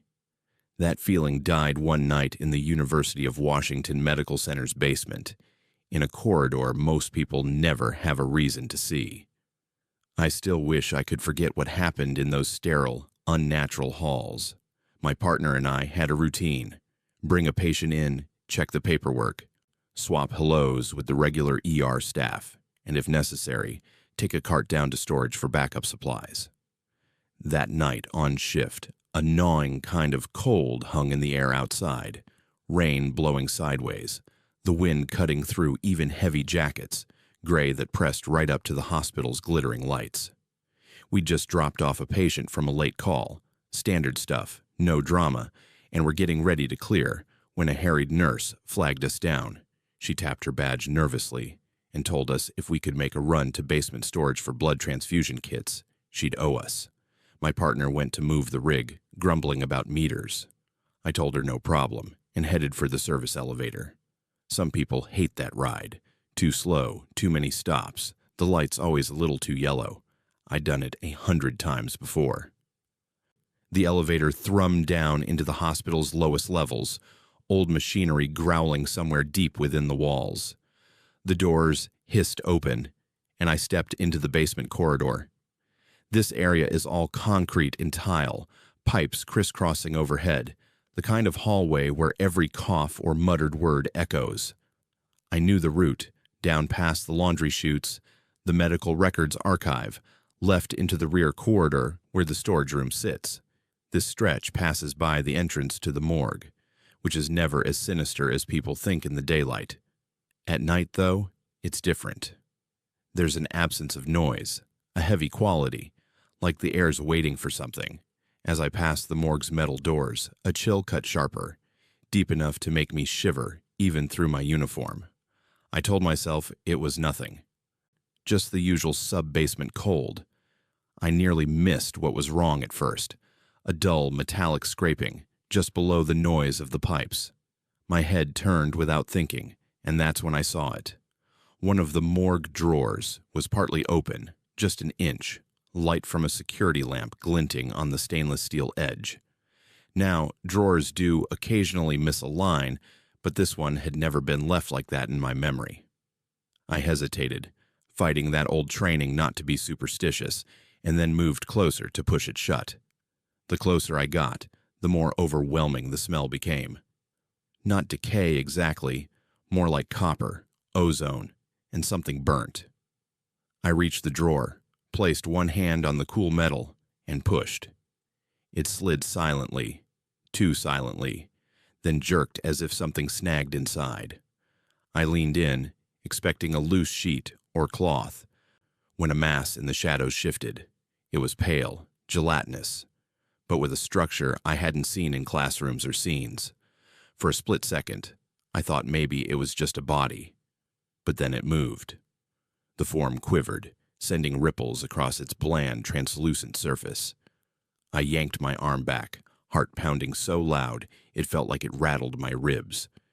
The edge of the blob unfolded, and thin tendrils, almost like strands of raw nerve or fatty tissue, lashed out faster than I could pull away. One almost brushed my wrist and left behind a burning, corrosive tingle that made my skin feel electric and numb at once. I staggered back as the drawer rolled shut with a click that seemed far too deliberate. I nearly called for help on my radio, but I didn't trust my own voice. Sweat prickled my forehead despite the cold. For a moment, nothing moved except the lights themselves, flickering, buzzing faintly, then steady again. The quiet was total. Nothing from upstairs, nothing from laundry. Just the soft sound of cool air hissing through vents. I flexed my wrist, feeling the spot where the tendril had snagged it burning, then looked down to see blisters blooming under my glove, white and raised and crisscrossed by angry red lines. Adrenaline carried me to the storage room, but every muscle in my body wanted to run. When I returned to the ER, one of the residents spotted my hand before I'd said a word. He led me to a nurse who hissed in sympathy and ushered me behind a curtain. Standard decontamination didn't help.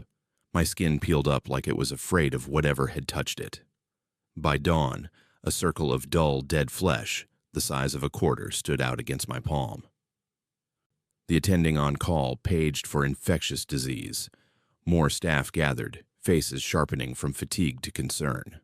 Nobody accused me of lying, but the way they looked at my hand said enough. One whispered about anomalous analytes and cell breakdown inconsistent with typical cases. I tried to describe what I'd seen: a mass in the morgue, tendrils that moved, and their expressions tightened. That morning, my partner came to see me in an ER bay. He tried to make a joke about blood kits, but his face was too pale. "What happened?" he whispered when nobody else was within earshot. I tried to explain, struggling to avoid sounding like a lunatic. He nodded, took it seriously, said he'd get someone he knew from maintenance to check the morgue area before the next night shift. A few hours later, a doctor with a hospital badge but no nameplate sat by my bed, notebook in hand. "Tell me again, as exactly as you can," she said, "what you saw and touched. Start from the moment you entered the morgue corridor." I did. She took notes, nodded once, and suggested quietly, "It would be best if you told very few people about this. If anyone asks, you had a reaction to a cleaning agent. Sometimes these things get blown out of proportion." For the next few days, my hand worsened.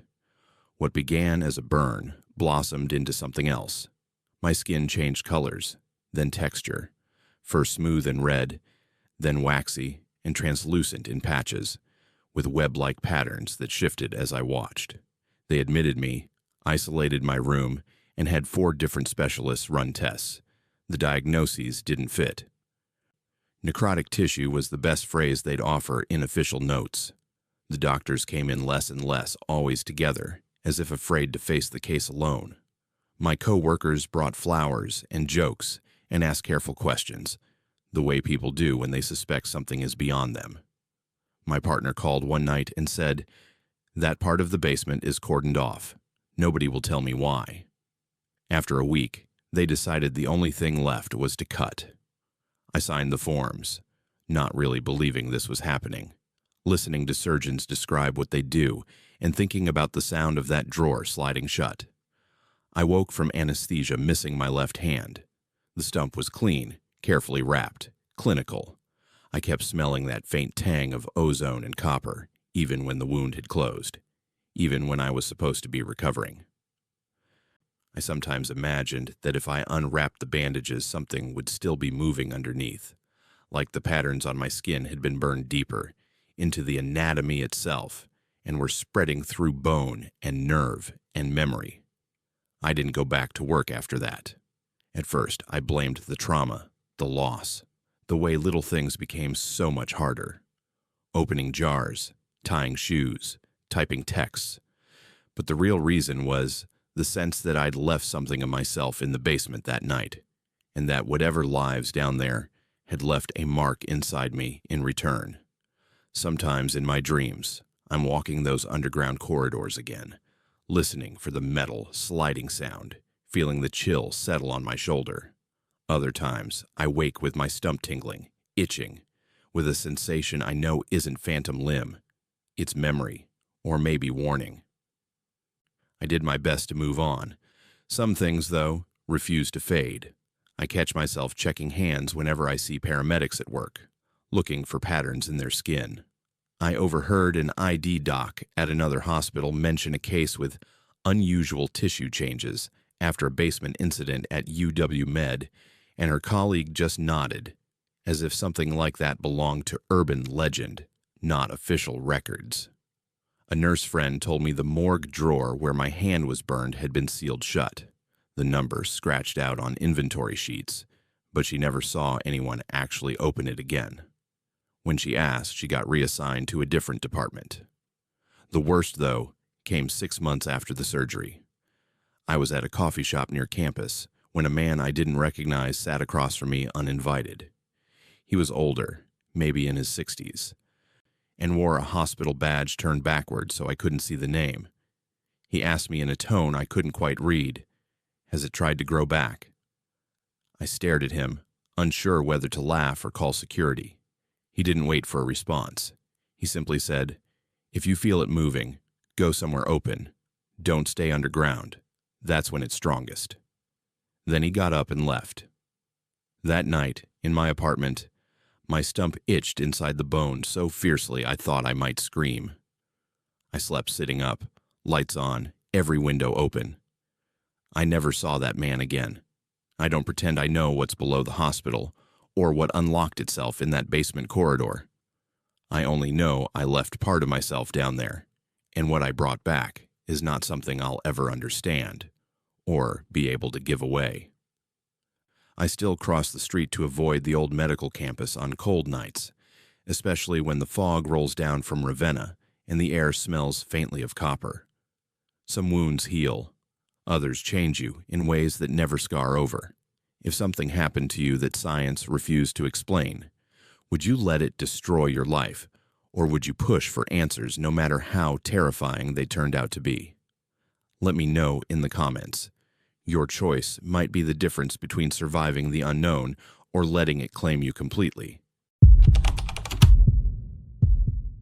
My name is Sebastian, and if you've ever worked nights on the Ballard Bridge, you know the city feels like a different organism after midnight. I used to think of the bridge as just steel, gears, and schedules. Raise for the boats, lower for the cars, log the movements, repeat. I was the guy in the operator house halfway between Ballard and Inner Bay, the one making sure freight traffic to Fisherman's Terminal and the ship canal could slide under, while people heading up 15th Avenue NW got where they were going. In December 1999, I learned that some nights don't just feel long. They repeat themselves in ways a clock can't explain. Back then, I was still new to the job, filling in extra night shifts for older operators who wanted holiday time off. The bridge house was a cramped little box of glass and metal perched above the roadway, humming with the low vibration of machinery and the occasional clank of trucks rolling over expansion joints. From up there, you can see everything in daylight. The cranes in Inner Bay, the glow from downtown, the neon smear of Ballard's bar strip to the north. On foggy winter nights, though, all that vanishes. The world gets compressed to a small cone of streetlights on the deck and an occasional reflection off dark ship canal water below. That particular night, the one that never seems to end, started like any other. Drizzle spitting sideways off the Sound, a cutting wind funneling up the canal, the city wrapped in wet concrete cloud. My shift started at 10 p.m. I relieved the day operator, who looked more than ready to get home. We did the usual handoff, logs, traffic notes, any scheduled vessel movements. Probably quiet, he said. It's December. Everybody's already docked or drunk. He hesitated at the door and added, "You'll get used to the phone ringing for no reason. It's this line." He tapped the short, wired bridge phone on the console. Old system. Ghost calls, static, whatever. Don't let it freak you out. I laughed, 'cause what else do you do when someone drops a line like that on your first long night alone? He vanished down the stairs, leaving me with the gentle drone of the bridge motors on standby and the shush of tires far below. For the first few hours, it was uneventful. A couple of late trucks rumbled through, their headlights smeared by drizzle on the windows. A metro bus crossed heading north. I could see the driver, alone except for a single passenger slumped against the window. The control room smelled like old coffee dust and electrical insulation, warmed plastic, and faint ozone from panel lights that had been on for decades. The green LEDs on the control console glowed steadily. Gauges twitched occasionally when wind pushed against the structure. I drank cheap coffee from a thermos and listened to AM radio crackling softly, more static than sound, a background mumble of talk shows and weather reports. The first time the phone rang, I nearly jumped out of my chair. It was 2:30 a.m. exactly, the digital clock on the panel rolling over with an electronic click just as the bell sounded. The bridge phone doesn't ring like a normal office line. It has this sharp, insistent clang, as if someone is striking metal with a hammer in the next room. I snatched it up more to stop the sound than because I expected anyone. "Ballard Bridge," I said, trying to sound like I'd done this a million times before. On the other end, there was a breath of static, then a woman's voice, clipped and slightly hollow, like it was traveling through a long tunnel. "Bridge operator," she said, tone polite and formal, "requesting a raise for vessel transit." That was it. No vessel name, no position, no horn sound in the background. Procedure says you confirm identification, verify traffic, then start the raise sequence when conditions are safe. I frowned, looked out the windows. The roadway was nearly empty. No car lights approaching, no trucks. I leaned over to peer down the canal. The water below was a featureless dark strip between two darker banks. No running lights, no mast lights, nothing. Still, the radio remained quiet, and the call sounded official enough. I asked, "What's your vessel name?" The line crackled. Her answer dissolved into static that sounded like boiling water. Then her voice came through one more time, perfectly clear. "Open, please." The hair on the back of my neck rose despite the heated room. I told myself it was just a glitch on the line. I logged the request and started the sequence. The alarm sounds, the gates drop, the red lights flash, and you raise the bridge. It's routine. Steel groans. The deck pitches upward, and you watch to make sure no stray cars try to beat the signals. That night, as the roadway lifted, I waited for the usual cues. Horn from an approaching tug, low vibration of an engine echoing up the canal. There was nothing, just the wind whistling through the latticework and the soft slap of black water against concrete piers. I peered down through the rain-streaked glass, searching for any sign of movement below. No spotlight sweeps, no sound of a captain cursing into a loudhailer, nothing.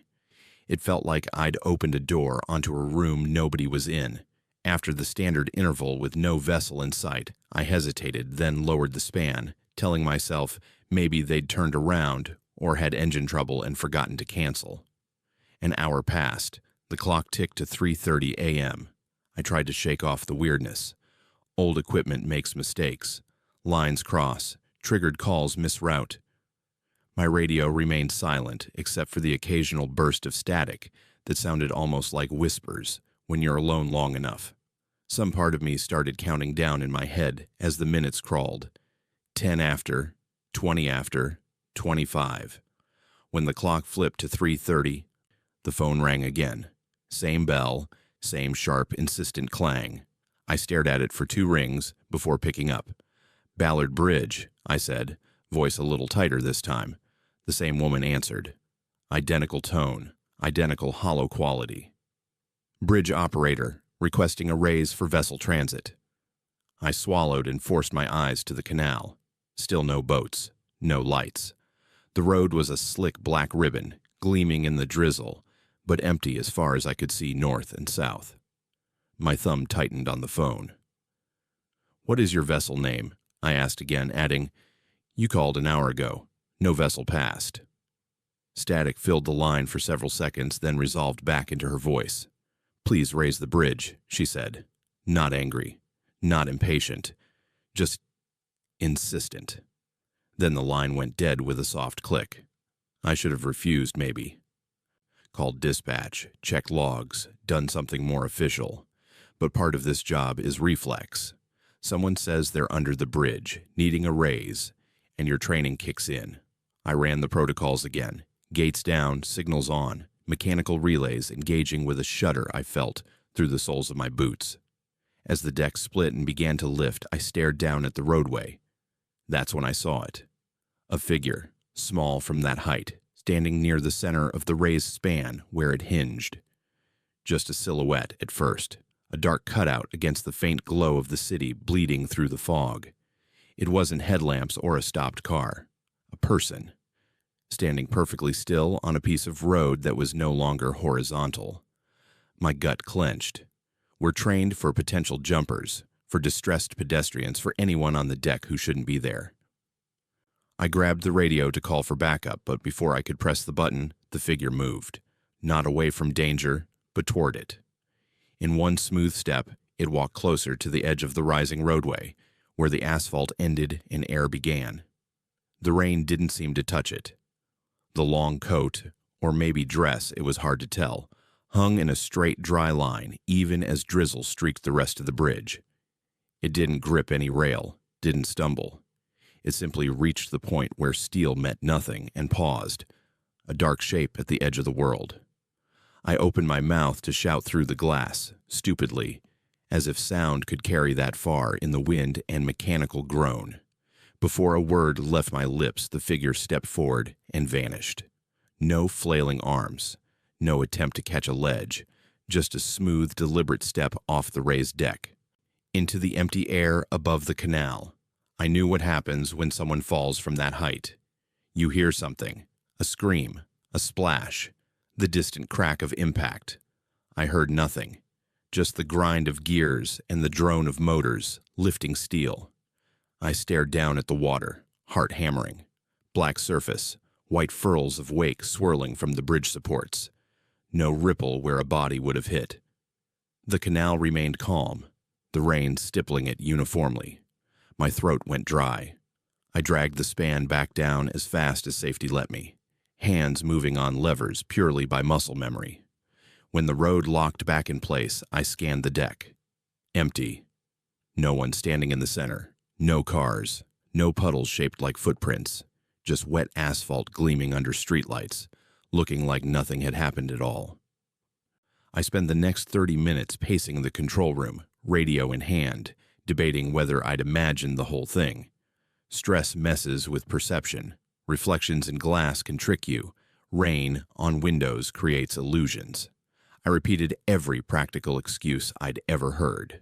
Still, when the phone stayed silent at 4:30 and 5:30, I almost convinced myself I'd had some kind of waking dream. Then my eyes landed on the log sheet. 2 calls on the hour, recorded in my own handwriting, neat and official. The pen marks stared back like accusations. I thought going home at 6 a.m. would break whatever had snapped inside that night. The morning stew of Ballard traffic, the coffee smells, the rumble of delivery trucks, the chatter of people headed to work, helped for a while. But a week later, I was back on nights, back in the box in the sky, watching taillights and water. I told myself I'd imagined the voice, the figure, the step into nothing. I even almost believed it. Then, at 2:30 a.m. the phone rang again. This time I let it go to 3 rings before answering. Ballard Bridge. My voice sounded dull in my own ears. Bridge operator, the woman said, exactly the same cadence as if she were reading a script, requesting a raise for vessel transit. I closed my eyes briefly, then opened them and stared deliberately at the control panel instead of the canal. "What is your vessel name?" I repeated, but there was no part of me that expected a real answer anymore. The line crackled, same as before. "Open, please," she said, and disconnected. I didn't raise the bridge. I sat perfectly still, the receiver still in my hand, listening to the dial tone buzz. Nothing on the radio. No horn below. No emergency calls. I stayed that way for almost a full minute before hanging up. My heart hammered against my ribs like it was trying to knock its way out. When nothing catastrophic happened, no collision, no alarms from dispatch, I felt a half-second of relief, followed immediately by a wave of unease. If I hadn't responded to a legitimate call, why hadn't anyone followed up? Why hadn't anyone yelled at me? At exactly 3:30, the phone rang again. Same tone, same insistence. I picked up. "Bridge operator requesting a raise for vessel transit," the woman said. Only this time, beneath her voice, I heard something else. A faint echo, just a fraction of a second off, like someone replaying the same line out of sync in an empty auditorium. The sound made the tiny hairs on my arm stand up. My tongue felt thick. I glanced at the digital clock. 3:30. Then my eyes slid unbidden to the glass, to the black strip of roadway, and the drop to the canal. There, again, in the center of the deck, stood the silhouette. Same size, same posture, same position near the hinge where the raise begins. Only the bridge was level, not moving. It was just there.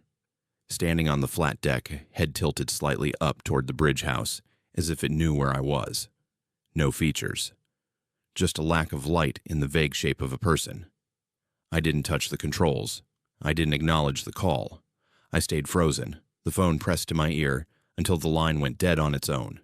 When I looked back, the figure was gone. No fade out, no walking away. One moment it existed, the next it didn't. I lasted 3 more night shifts before I started asking around quietly.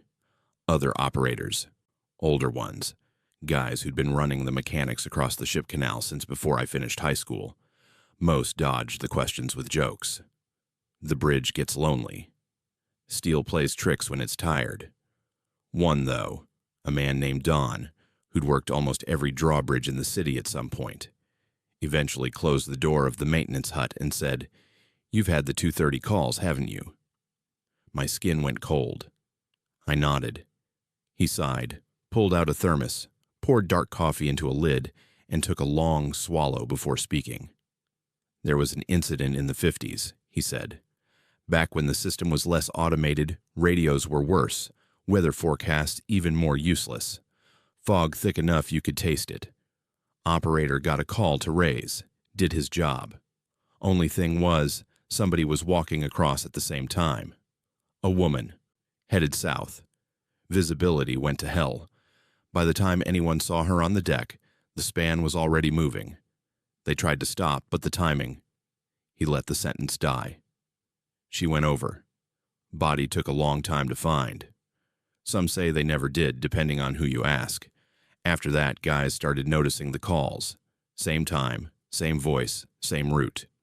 I asked him if anyone had reported it officially. His mouth twisted. What would they write? Ghost lady wants a raise. City doesn't pay attention to stories that don't fit forms. But if you work enough nights, you see patterns. Ballard's bad for it. Canal remembers things. He stared out past me, toward where the water would be if a wall hadn't been in the way. Some guys say every time the call comes, that night is trying to happen again. The question is whether you help it or not. After that conversation, sleep became a grudging, unreliable visitor. Nights off, I'd lie in bed in my small apartment in Ballard, listening to the faint whine of cars on 15th, the occasional horn from a bar closing. Every time the alarm clock rolled through 2:30 or 3:30, I woke up, heart racing, certain I'd hear that bridge phone ringing from a block away. Once, I went out onto my balcony at 3 a.m. and looked toward the canal. Fog clung low over the water, glowing dully in the sodium streetlights. I could almost see in the corners of my vision something dark standing alone in the middle of the invisible span. The last straw came one night when something shifted inside the control house itself. It was another wet December shift, years blending into years. I was half dozing in that dangerous way operators do after hours of nothing, eyes open but brain fogged, when I realized the bridge computer's clock was wrong. It read 2:29, then 2:30, then 2:29 again. The seconds ticked up, hesitated, then rolled backward. The sensation was like slipping on black ice, sudden, disorienting, stomach-dropping. The radio crackled with a burst of sound that wasn't any known channel. Just a drawn-out metallic groan that might have been static, might have been a slowed-down voice. The phone rang, louder than I'd ever heard it. I answered, not because I wanted to, but because some deep part of me felt like not answering might be worse. Ballard Bridge, I said, my voice barely more than a whisper. The line hissed. The woman's voice came, but not as crisp as before. It sounded warped, like a tape stretched and played back too many times. Bridge operator, she said, the words bending, requesting a raise. The rest dragged out into a slow, low moan that dug under my skin. I slammed the receiver down. The sound continued in the room, hanging in the air a moment too long before dissolving. When I looked up, the windows weren't showing the slight glow of city through fog anymore. They showed black. Not night black, not cloud black. Depth black, like someone had erased everything beyond the glass.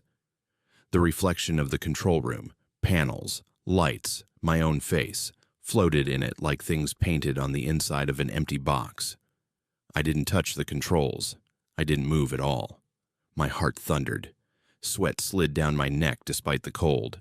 The silence was absolute. No cars on the deck, no horns below, no hum from the motors. Even the little LED status lights on the console seemed dimmer, as if the energy in the room had been partially turned off. I don't know how long I sat there, staring into that unreal darkness. When the world snapped back, it did so with a jolt. The windows once again showed rain-smeared streetlights, the faint glimmer of Ballard to the north, a red taillight streaking past. The console clock read 2:30. The phone sat silent. My coffee had gone cold in its mug. For a second, I thought I might have fallen asleep without realizing it. But the pain in my clenched hands, the ache in my jaw from grinding my teeth, told a different story. I finished that shift because there was nothing else to do, but I didn't sign up for nights after that. I traded, begged, took less desirable day runs. Eventually, I transferred off the bridge entirely, into a different division. Years have gone by. I drive over the Ballard Bridge sometimes like everyone else, barely slowing, glancing up at the little glass box where someone else now sits with their logs and their coffee and their phone. On foggy evenings when taillights blur red against the gray, I imagine that phone ringing up there. the operator hearing a voice requesting a raise for a vessel that never appears. Maybe it was all stress. Maybe it was just the mind looking for patterns in static and rain. Maybe there's no woman stepping off the span every December night, replaying a fall that only the bridge remembers. But whenever I cross around 2:30 in the morning, and sometimes life schedules you that way, I can't help glancing at the center hinge. Just once, I swear I saw a darker patch of darkness there, a vertical shape that didn't quite line up with the light. By the time I blinked and looked again, it was gone. So now I want to know from you, if you worked alone on a bridge and the same ghostly voice kept calling at the exact same time, would you follow the rules and lift the road, or ignore the call and risk finding out what happens when a place with a memory decides it's tired of being refused?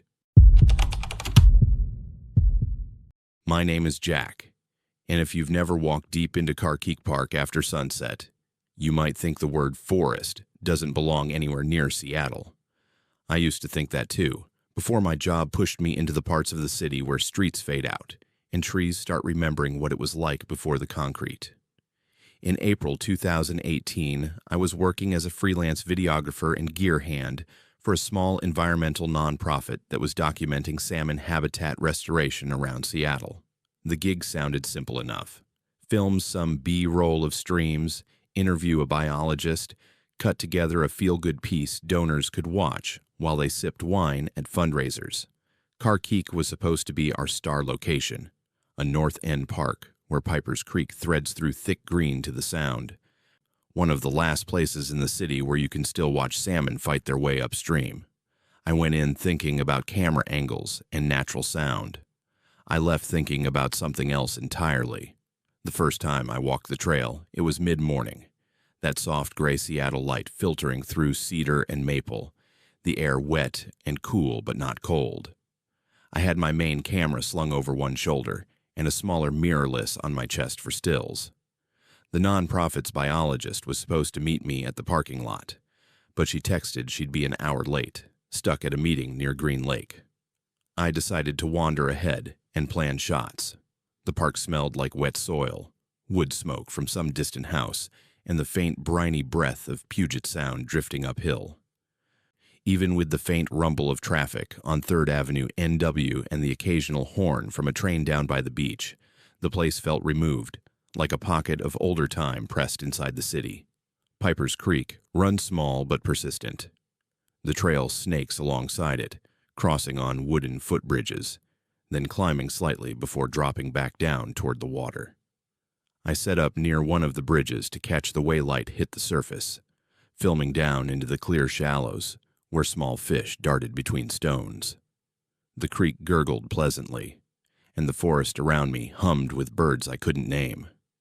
It was peaceful enough that when I first noticed the arrangement, I almost stepped past it.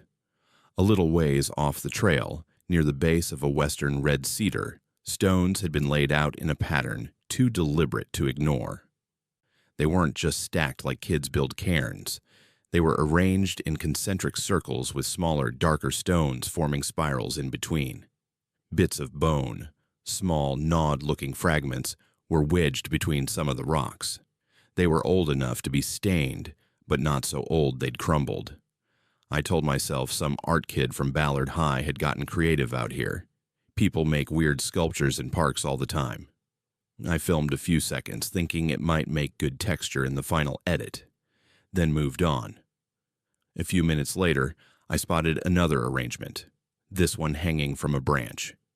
Bits of driftwood and salmon vertebrae strung together with something that looked like plant fiber, twisting gently in a breeze I couldn't feel. It squeaked softly against the bark, a dry, rhythmic sound like old bones being turned in a hand. The camera in my grip suddenly felt heavier. By the time I found the third pattern, this one a triangle scraped into the mud, its edges lined with feathers and more bones, I'd stopped thinking student art. There was a repetition to the designs, a logic that didn't match anything I recognized, but it definitely existed. Spiral within circle, lines intersecting at odd, slightly off-center points. Every arrangement incorporated salmon in some way, a tail, a skull, a spine segment. The smell in those spots was different too. Beneath the usual moss and soil scent, there was a faint tang of rot and something metallic, as if old blood had sunk into the ground and never quite left. When the biologist arrived, boots muddy, clipboard tucked under one arm, she found me crouched by one of the stone circles filming.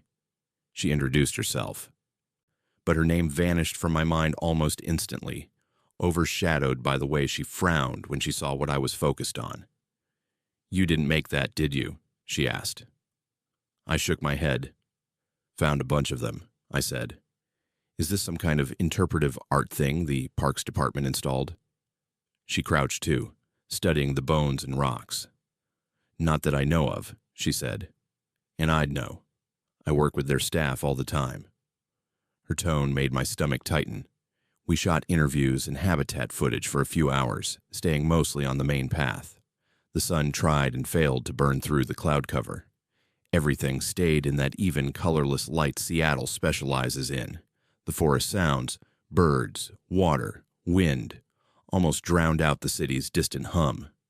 Every so often, as we moved along the trail, I'd spot another arrangement off to the side, a twist of twigs tied together and wedged between two trunks, a cluster of fish heads pointed in the same direction. I stopped mentioning them after the third one. The biologist's shoulders were already too tight. She kept glancing into the trees like she expected someone to step out and claim their work. We wrapped just before dusk, standing on the small beach where the creek empties into the Sound. I filmed a last shot of waves pushing gently into the mouth of the creek, mixing salt with fresh. The air tasted cleaner there, washed by wind off the water. As we hiked back up toward the lot, my client asked if I'd gotten what I needed. "More than enough," I said, thinking about the bone charms and stone circles. She didn't ask what I meant. I think she didn't want to know. I should have left it there, but a week later, I got an email from the nonprofit. They wanted more atmospheric footage, some dusk and early morning shots to intercut with the interviews. "We're trying to evoke the feeling of the forest," the director wrote. "The hidden life most people never see." I almost laughed at that. They had no idea. Money was tight, and day bookings were slow, so I agreed to go back for an evening session. Just me and my gear, no one else on the schedule. That night, the park was nearly empty when I arrived. A couple of dog walkers were heading out toward their cars as I was heading in, leashes clinking, collars jingling. The sky over the Sound was a flat, uniform gray, fading toward black. No real sunset, just a dimming.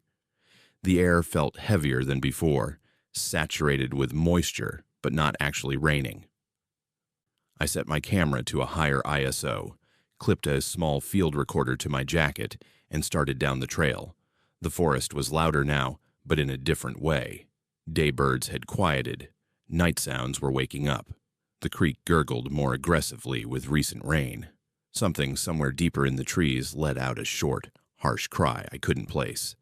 About 10 minutes in, I realized the park sounded wrong. It wasn't anything obvious at first, just a subtle shift in the way sound carried. Normally, you can still hear a faint wash of traffic from Holman Road and the occasional distant horn from a train on the tracks near the beach. Those sounds had thinned out until they were more memory than presence. What replaced them was a kind of layered hush broken by small, sharp noises in the underbrush, snaps, rustles that never resolved into visible animals when I turned my camera. When wind moved through the canopy, it had a low, almost vocal quality, like someone breathing out a long word you couldn't quite catch. I took a side trail that hugged closer to the creek. My headlamp cast a narrow tunnel of light, leaving the trees beyond it in thick shadow. The smell of the air changed as I walked. Damp earth, then cedar, then a sudden acrid note of something like smoke or char that made my nose sting. I shut off my light for a minute to record pure audio, the rush of water, the occasional plunk of a stone shifting. In that darkness, though, another sound slid in under the obvious ones.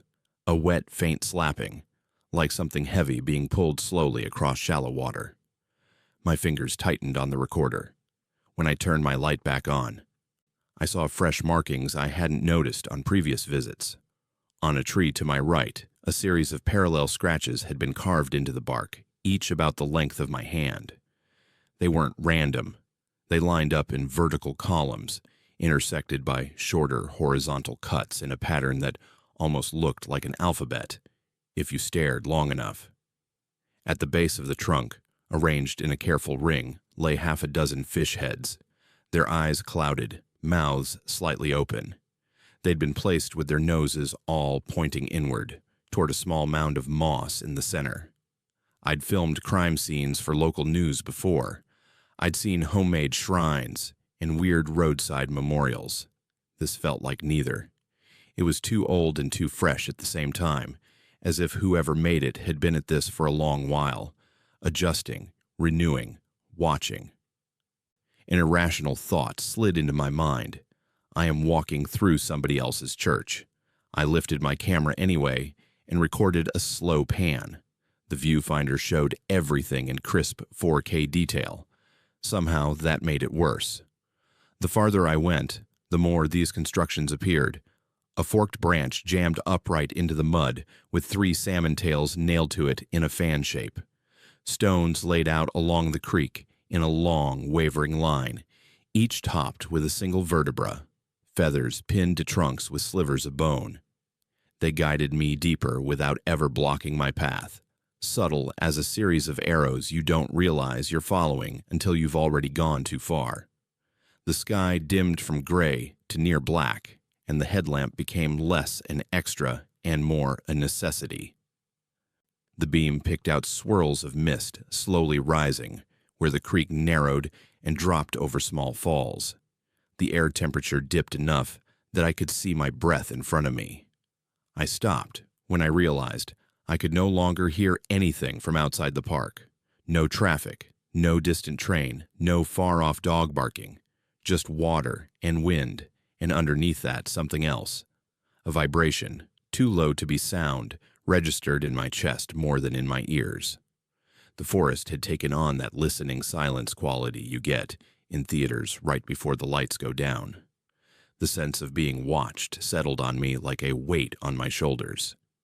Every instinct I had, not just as a city worker but as an animal, told me to turn around and head for the open, well-lit parking lot. That was when the recorder on my jacket cracked with static, then printed something I'm still not sure I understand. Field recorders don't just turn on by themselves.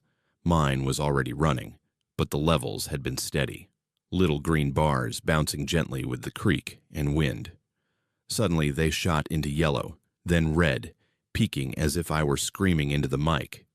In my headphones, a burst of white noise slammed through, so loud it made me wince. Beneath it, woven into the static, a sound emerged that did not belong to water, or wind, or an animal I could name. It was a chorus, low and layered, like dozens of throats humming the same long, unbroken note from different directions. The hum rose, vibrated the air itself. My teeth ached. My fingertips tingled where they gripped the camera. The smell of the forest shifted again, the clean rot replaced by something sharp and mineral, like crushed rocks after rain mixed with the copper tang of blood. My headlamp flickered, dimmed, then flared painfully bright. In that flash, for one frozen second, I saw the clearing. It had not been there before. I'm sure of that. Yet suddenly the trees ahead fell back in a rough circle, leaving an open space maybe 20 feet across. The ground here was bare of the usual ferns and salal, scraped down to dark, damp soil. In the center, a structure rose, a tangle of driftwood, branches, bones, and living saplings woven together into a kind of shrine. Salmon skulls grinned from its edges, eye sockets black, jawbones wired open as if in perpetual silent song. Strips of skin and old dried moss hung in tatters. The whole thing leaned slightly toward the creek, as if drawn by gravity toward the water. The air in the clearing was colder than the trail behind me, cold enough that the moisture in my breath crystallized for a second before dissolving. The hum in my ears sharpened, focusing into something almost like syllables. I lifted my camera, not because I wanted to, but because something in me felt compelled to document what I was seeing. The viewfinder showed the shrine, but the autofocus hunted, never quite settling, as if the edges of the structure didn't exist in a plane my lens understood. The image pulsed with faint interference lines, horizontal ripples that shouldn't have been there. Movement at the edge of the clearing made me jerk the camera to the right. For a moment, I thought I saw 3 figures standing among the trees, just beyond the line of my light. A suggestion of long limbs, heads cocked at odd angles. Bodies draped in what might have been moss or wet bark. Their silhouettes were wrong in small, unsettling ways. Shoulders a little too broad, arms reaching too close to the ground, legs bending at slightly off angles. As my headlamp beams swept across them, they seemed to recede, not by stepping back, but by becoming less solid, like smoke thinning. I blinked, and they were gone, but the impression of being observed didn't leave. The hum in my ears dropped suddenly, replaced by a sound like a wet breath drawn in.